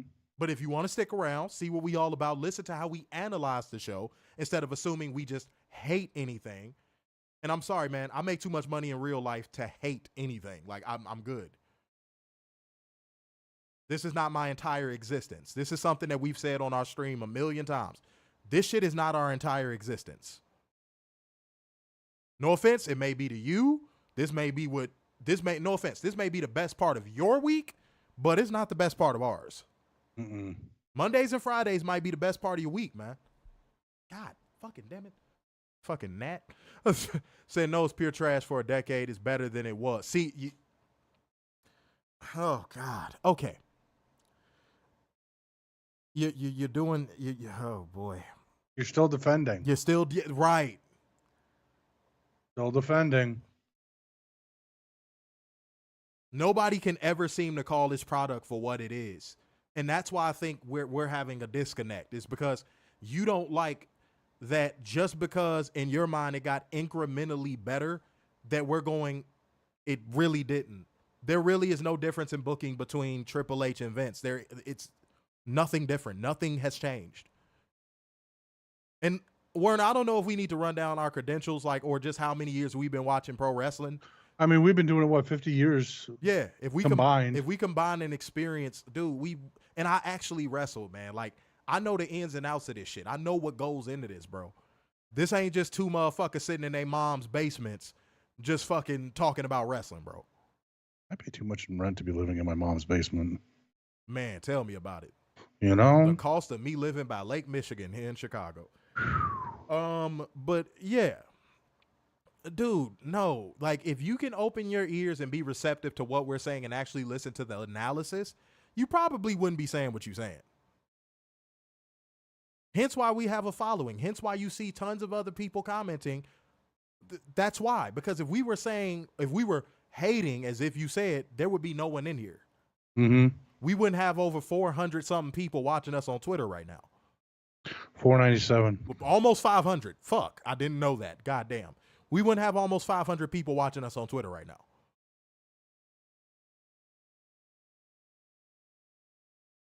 You don't got to like it, man. You don't got to like it. But I repeat, there's tons of shows for you. Mm-hmm. There's only one of us. So it's your decision. Stick around, not stick around. Either way, we cool. Mm-hmm. Moving on. All right, what was I at? I just had to address that shit. But yeah, Dragon Lee cuts promo about how he's going to beat Carlito tonight. Dragon makes his entrance. I hope he's enjoying his little run. Shall I say it again? Do not sign on the dotted line. But he was so happy to sign on that dotted line. Man.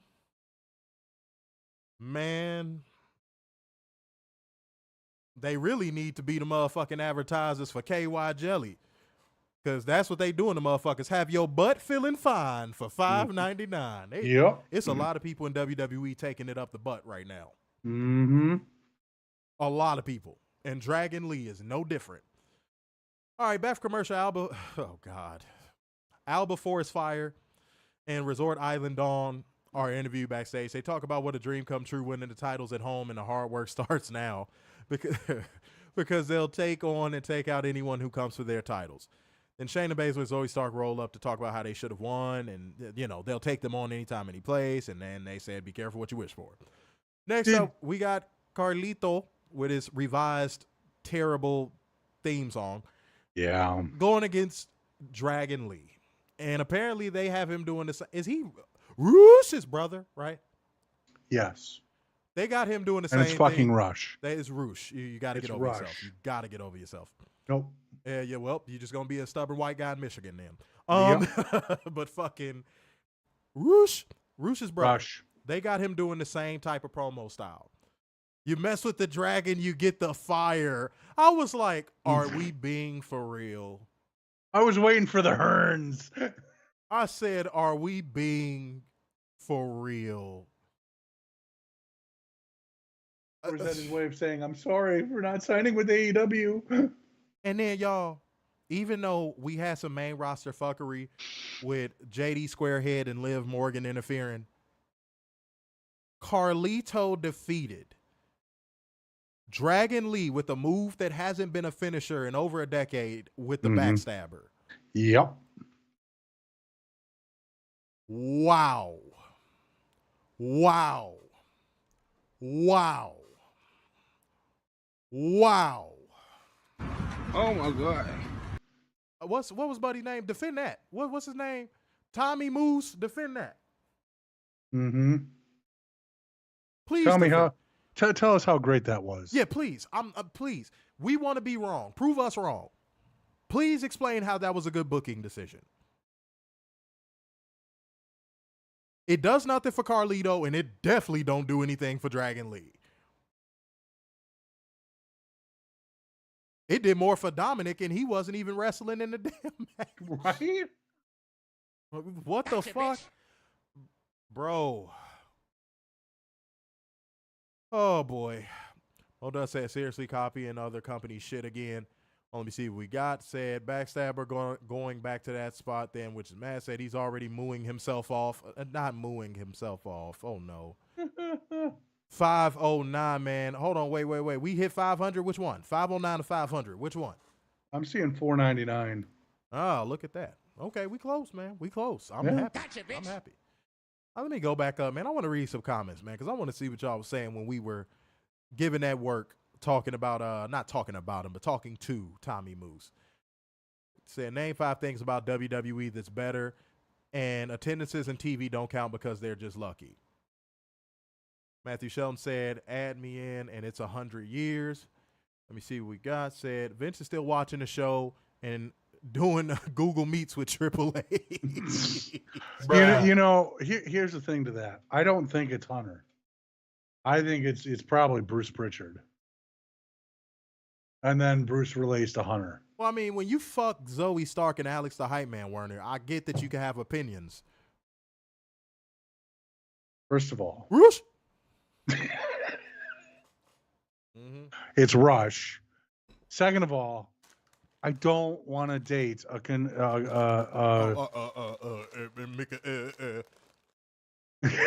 gonna date a McDouble? a corrections worker, a corrections officer, and 2, I will hit Alex Abrahantes with a baseball bat.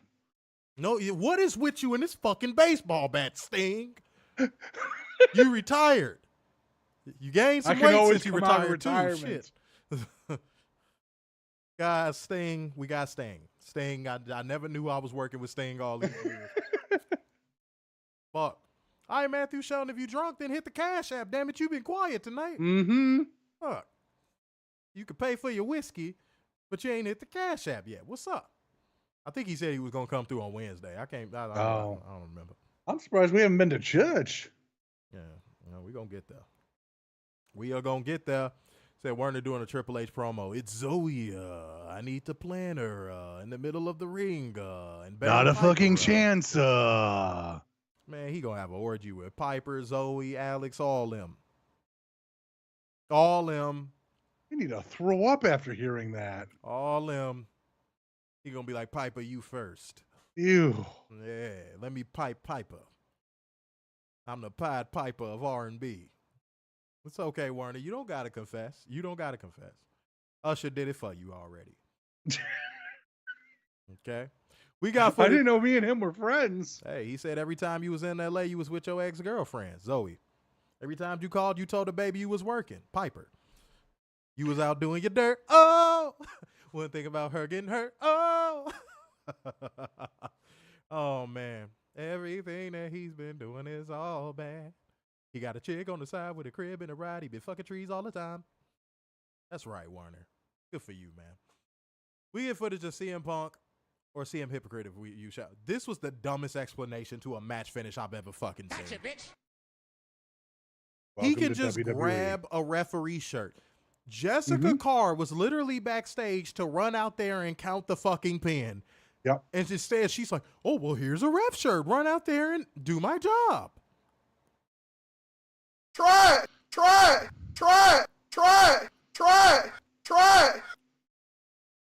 In their mind, they thought that made sense. Why else fly him halfway around the world? Drew McIntyre is walking backstage, sending us a break. Back commercial, Chad Gable berates Otis while he packs, and Alpha Academy is leaving him. Okay, cool. Drew McIntyre makes his entrance and gets on the mic. He starts before saying he can't deal with this, and he quits. Mm-hmm. No. WWE, Triple H, everybody who's on the creative staff. After that loss, Drew McIntyre is ice damn cold. Mm-hmm. Having him do a fake CM Punk I'm leaving storyline.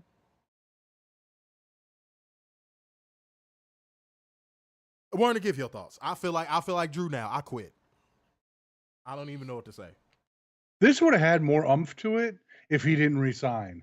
But no, he had to resign in the most grandiose fucking way to have Dwayne give him a fucking sword and say, congratulations on the resign.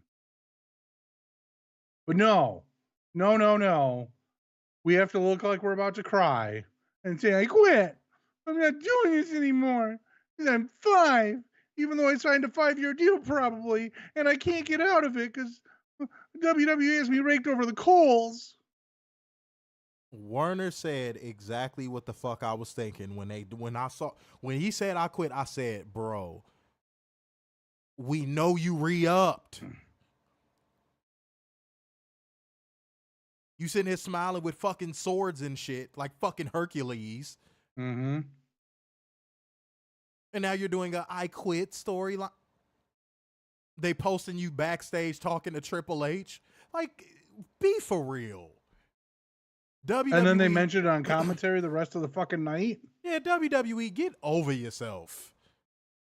Y'all are so fucking contrived and just instant. Like, it's so bad. Weekly Steel Chair said, absolutely spot on. He deactivated. We know his wife is in surgery. This is just stupid work when he appears at SmackDown, probably. Mossy Mike said, anyone going to point out the fact that Punk can fit into a tiny female's jersey? That's crazy. Yeah. That's a good point. Damn. Aaron said, I don't feel bad for anyone who resigned with that garbage company. No, I don't feel sorry for him, but like the storyline makes no sense in that context. Yeah. I quit, but I signed a 3-year deal though. Mm-hmm. Huh? Okay. All right, cool story, bro. Oh shit, we approached 2 hours. Let me speed up. Are we sure it's a 3-year deal? I don't know. We're gonna find out. Mm-hmm. All right, Damage Control, Dakota Kai and Kairi Sane going against Katana Chance and Kaden Carter. Lyra Valkyria came down there, fucking main roster fuckery. Katana Chance and Kaden Carter win by pinfall with the after party. We see the LeBron Breaker lacing up his boots and we go to break. Back for commercial, Damage Control regrouping and licking their wounds, which would be very nice to see in some format. Mm-hmm. Iyo Sky says Damage Control has to change or she'll change things herself. Right. Julia! Right. The LeBron Breaker going against fucking Muffin Top Sheamus. I'm going to start calling him Fido. Fido. Hey, all he does is fucking bark. He's fucking Fido. Did you just call that man Fido? Yes, and I will continue to call him Fido. Good God. Oh, shit. Matthew Shelton came through with the 25 smackaroos. There we go. Hey, man, you say, look, I'm going to trust it what you said for Wednesday. Appreciate you, man. Appreciate you coming through. Let's go to church real quick, y'all. Let's go ahead and go. Danny in Florida. Let's see what he's up to. Let's go to Danny in Florida. Hi, Danny. Hi. I'm going to sing a song, and me and my mom, we're really trying to get out there in the records, but we're just going to sing for you. I'm going to sing for you right now. Okay. I cry in the midnight hour, yeah. You heard my cry. You bottled up all of my tears. That's why I'm still loving you, oh Lord, yeah, yeah, yeah. Oh, yeah. That was good. That was excellent. That was excellent. You know,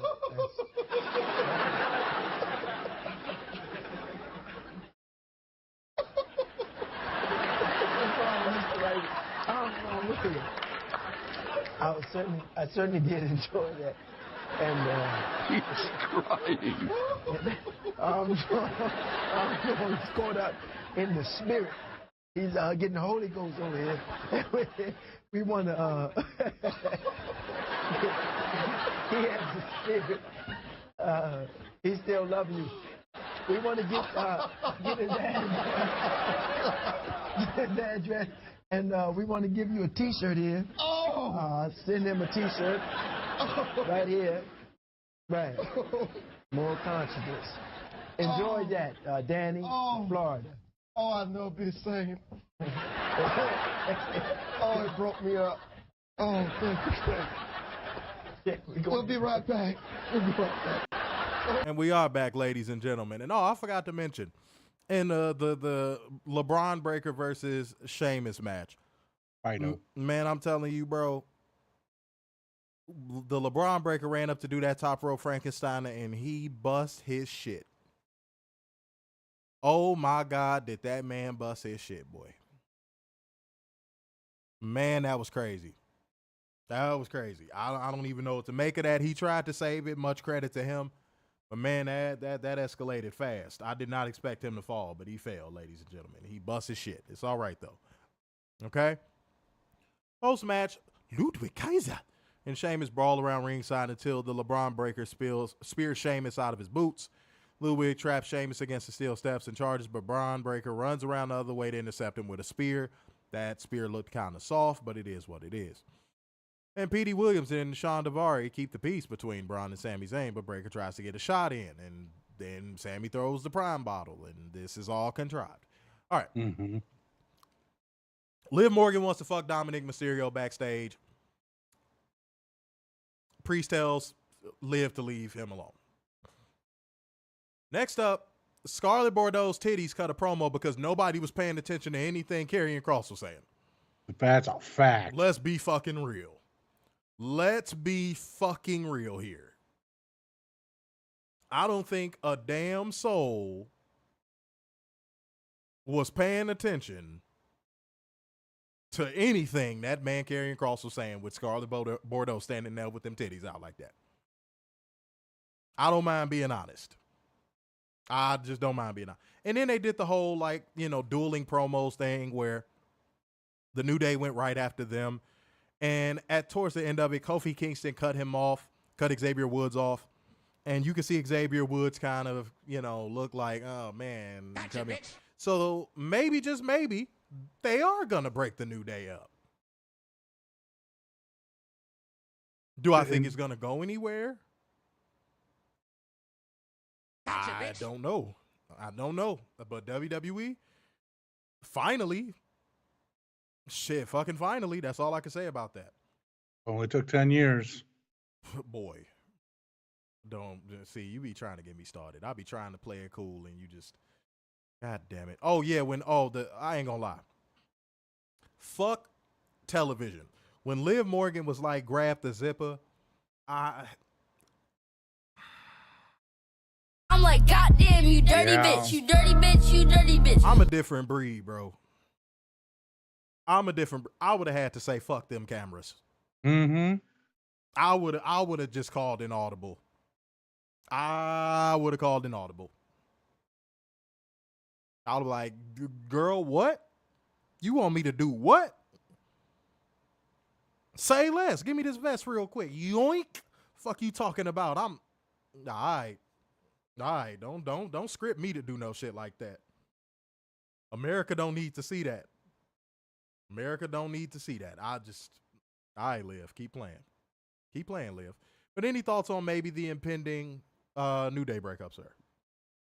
I think it's going to get worse before it gets better. In what way? So I got to believe if they're really going to break up, they're going to try and get Big E to show up and try to keep the team together. Because it's got to be, if you're going to break up, it's got to be all three of them. You can't just do the two of them. Talk about it. Why not start doing that now? Why isn't Karrion planting the seeds for that now? I totally get he's injured, he's not allowed to be touched and all that, but you can do that through promo. You can totally do that from promo. You could say they fought off screen. You could say he, had to go to the hospital because they fought off screen. All that nonsense. But to only just break those two up,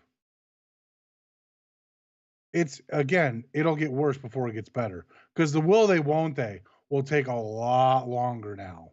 Because inevitably you're going to hear, well, what about Big E? The drones are going to be all over that. But Big E's a part of New Day too. Even though all he's doing now is the pre-shows on pay-per-views that are for 2 hours. Why 2-hour pre-game shows for a fucking 5-match pay-per-view? I will never know. But that's what the drones are going to be calling about. Big E. I don't want to see Big E come back at all due to his circumstances. Mm-hmm. I don't want to see him come back at all. If you're going to break them up, just break them up. I think this is going to lead to Kofi's retirement eventually and Xavier Woods' inevitable release. And it goes back to TNA. Yeah, I'm just going to make this a long story short. Like, I really feel like that's what's going to come of this. Xavier Woods' release and Kofi Kingston's retirement. Mm-hmm. That's best case scenario to me. When has black superstars in WWE ever gotten a storyline that they could sink their teeth into and it's been fleshed out long term? Never. And I dare one of you goofy motherfuckers to say the Nation of Domination. Look at how long the Nation of Domination was around. And that was only a vehicle designed for The Rock, if you guys don't know. Mm-hmm. So I have no faith in it. I have zero faith in it. I just told you what I think it is. So Consequences Creed, it's time to return. Big E was different as a panelist at Clash, like he looked bored. I mean, shit, I'd be bored there if I had to fucking sit down and analyze this damn product. Yeah. I can't say the truth. Yeah, again, you have a 2-hour pregame show for 5 matches. What are they doing? I wish I could get those numbers. What are the numbers for the 2-hour pregame show for a 5-match pay-per-view?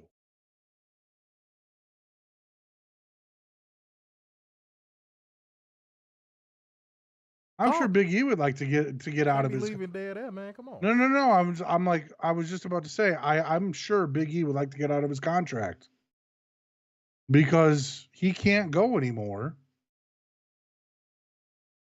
at all. Period. And just to tease it with a 2-hour kickoff show that only had 5 matches on it. Yes, I'm going to harp on that until they get away from that because it's fucking stupid. All right, so let's do it like this. Let's do it like this.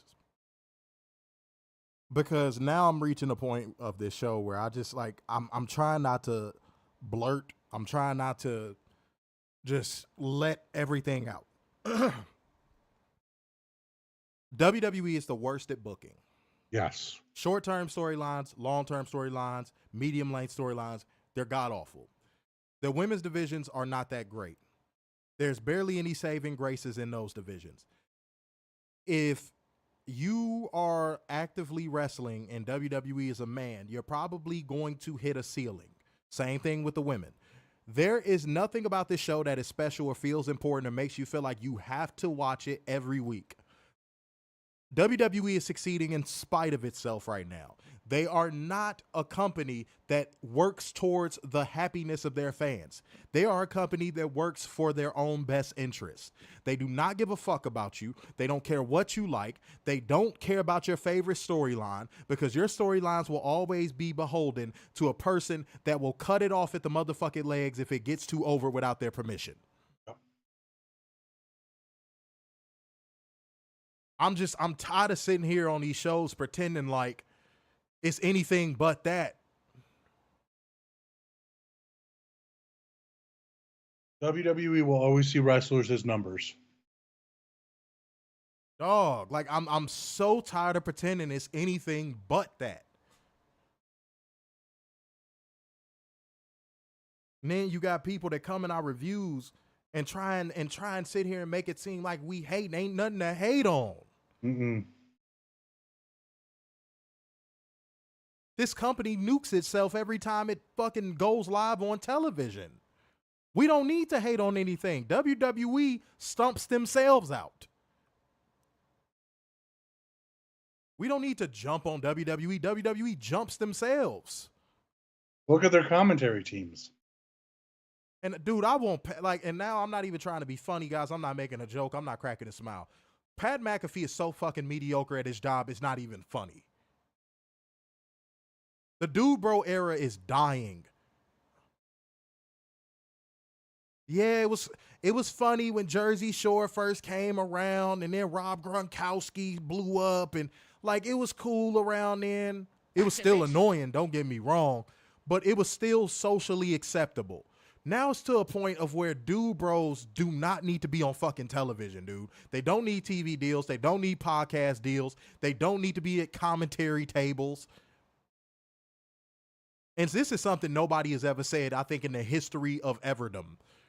Shaq is just a giant black dude bro. Most dude bros are white. Shaq is a dude bro. When you challenge a dude bro on anything, they say stuff like, Google me, I got rings. That's what dude bros say. When you question a dude bro's morals, a dude bro will be like, well, I fuck a lot of women. That's what Shaq is. Like, Shaq is like the first black dude bro. Get Shaq, well, shit, Shaq's finna be off TV. But like keep Shaq off of TV. Keep Rob Gronkowski off of TV and doing Tide Pod fucking commercials. And can we please punt Pat McAfee as well? He's not talented. He's not funny. I'm sick of his fucking black scent. I'm tired of people who like him. Because all they do is say, no, he actually is good. Shut the fuck up.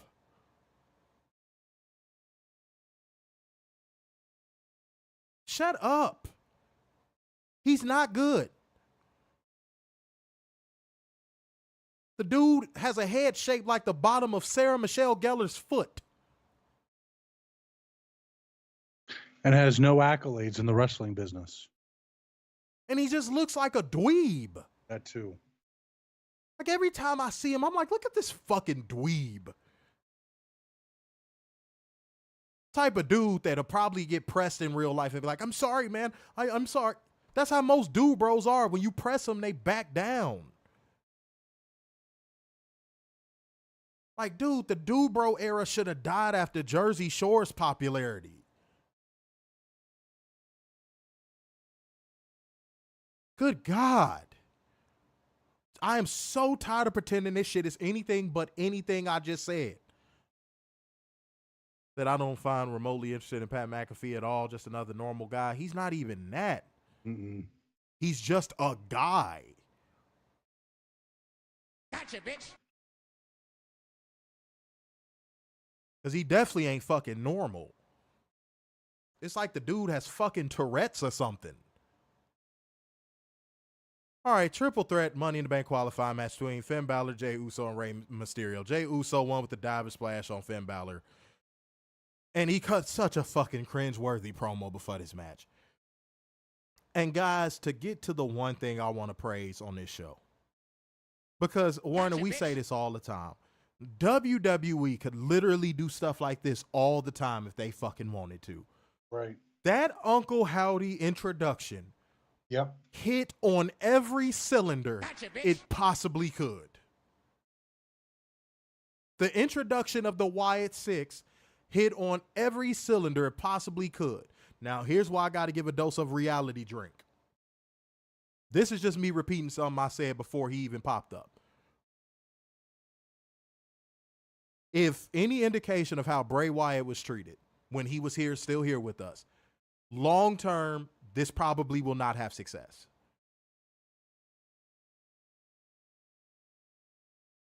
I'm going based off of how the originator of the gimmick was treated. But if I'm going off of what I just saw tonight, that was incredible. What I saw tonight is something that WWE could probably do all the time if they really wanted to. But they choose not to because they don't give a fuck about their fans. That shit was incredible. That was actually a cliffhanger that if I was still a WWE diehard, that would have made me want to watch next week. Mm-hmm. So that was dope. I will give all credit where credit is due. That was dope. You happy Tommy moves? Now go ahead. Give your comments. You know, I watched this and I was like, I was like you, this slaps, this everything. This is doing great. And then logic hit in my head. Mm-hmm. Here's the peak. Here's the peak of that family or a group or whatever it is. Mm-hmm. This is the peak. Because now it goes downhill from here. Just like now Triple H is going to have his fingers all over it. Bruce Pritchard's going to have his fingers all over it. And everyone in creative is going to have their fingers all over it. And it's going to go down quickly. Bro, just like the peak of the introduction of the new Bray Wyatt gimmick. Yep. At Extreme Rules. It went downhill from there.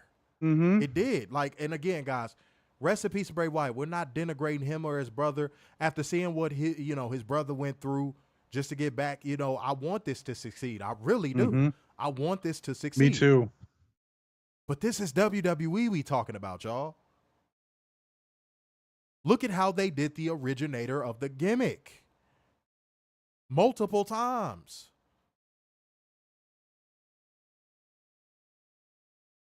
I loved everything we saw tonight.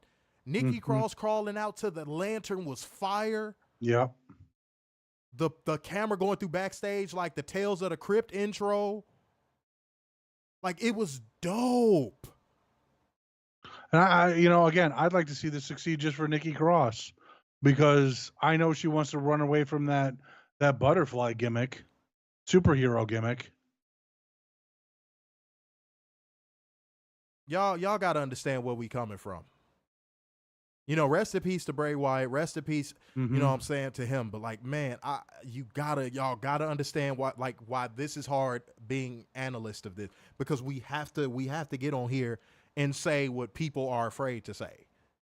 And be honest with ourselves. Right. It's extremely difficult, because as much as I want to believe that this is going to be prosperous, I know who we dealing with here. Mm-hmm. I'm sorry, y'all. I'm sorry. This is the first time I'm actually apologizing on the show, and it's coming from a place of like true sincerity when it comes to this. Like, I'm sorry. Janine Michael Carter? Okay, I don't know. But say what happened to Ricochet? He's letting his contract run out. Yep. He'll be a free agent in August. I don't know what else to say, y'all. Same. I think we've given it everything that we could in that regard. But rating for the show, I'm gonna go negative 9.9, because honestly, the one bright spot on this show was the ending. We said everything we need to say in the review itself. And then moment of the night, how can I go against the end? That was beautiful, and I'm sure Bray would have been really proud of that. Mm-hmm. So yeah, salute to them for that. I'm going to go negative 9.8, which I know is a little bit lower, mainly because I really love this ending. This was great. You know, honestly, back in the 90s, people talked about water cooler moments. There's your water cooler moment right there. Mm-hmm. Going to the office and going around that water cooler and talking about that. I mean, that would be talked for the entire week. Man, some of y'all, man, how old is some of y'all?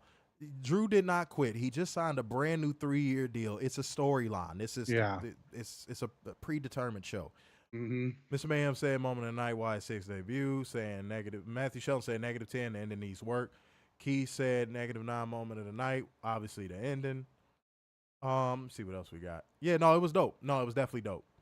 That as much as I like the introduction of the Y86 and Uncle Howdy, they will somehow fumble it much like the Fiend. Again. Yeah. That's what I just said. Like, it's the unpopular opinion, but it's probably the long-term truth. Mm-hmm. What more can we say? Maria said negative 9.8, the finish of a moment. Yeah, I don't know what else to say, y'all. I'm gonna give moment of the night. It's not the ending.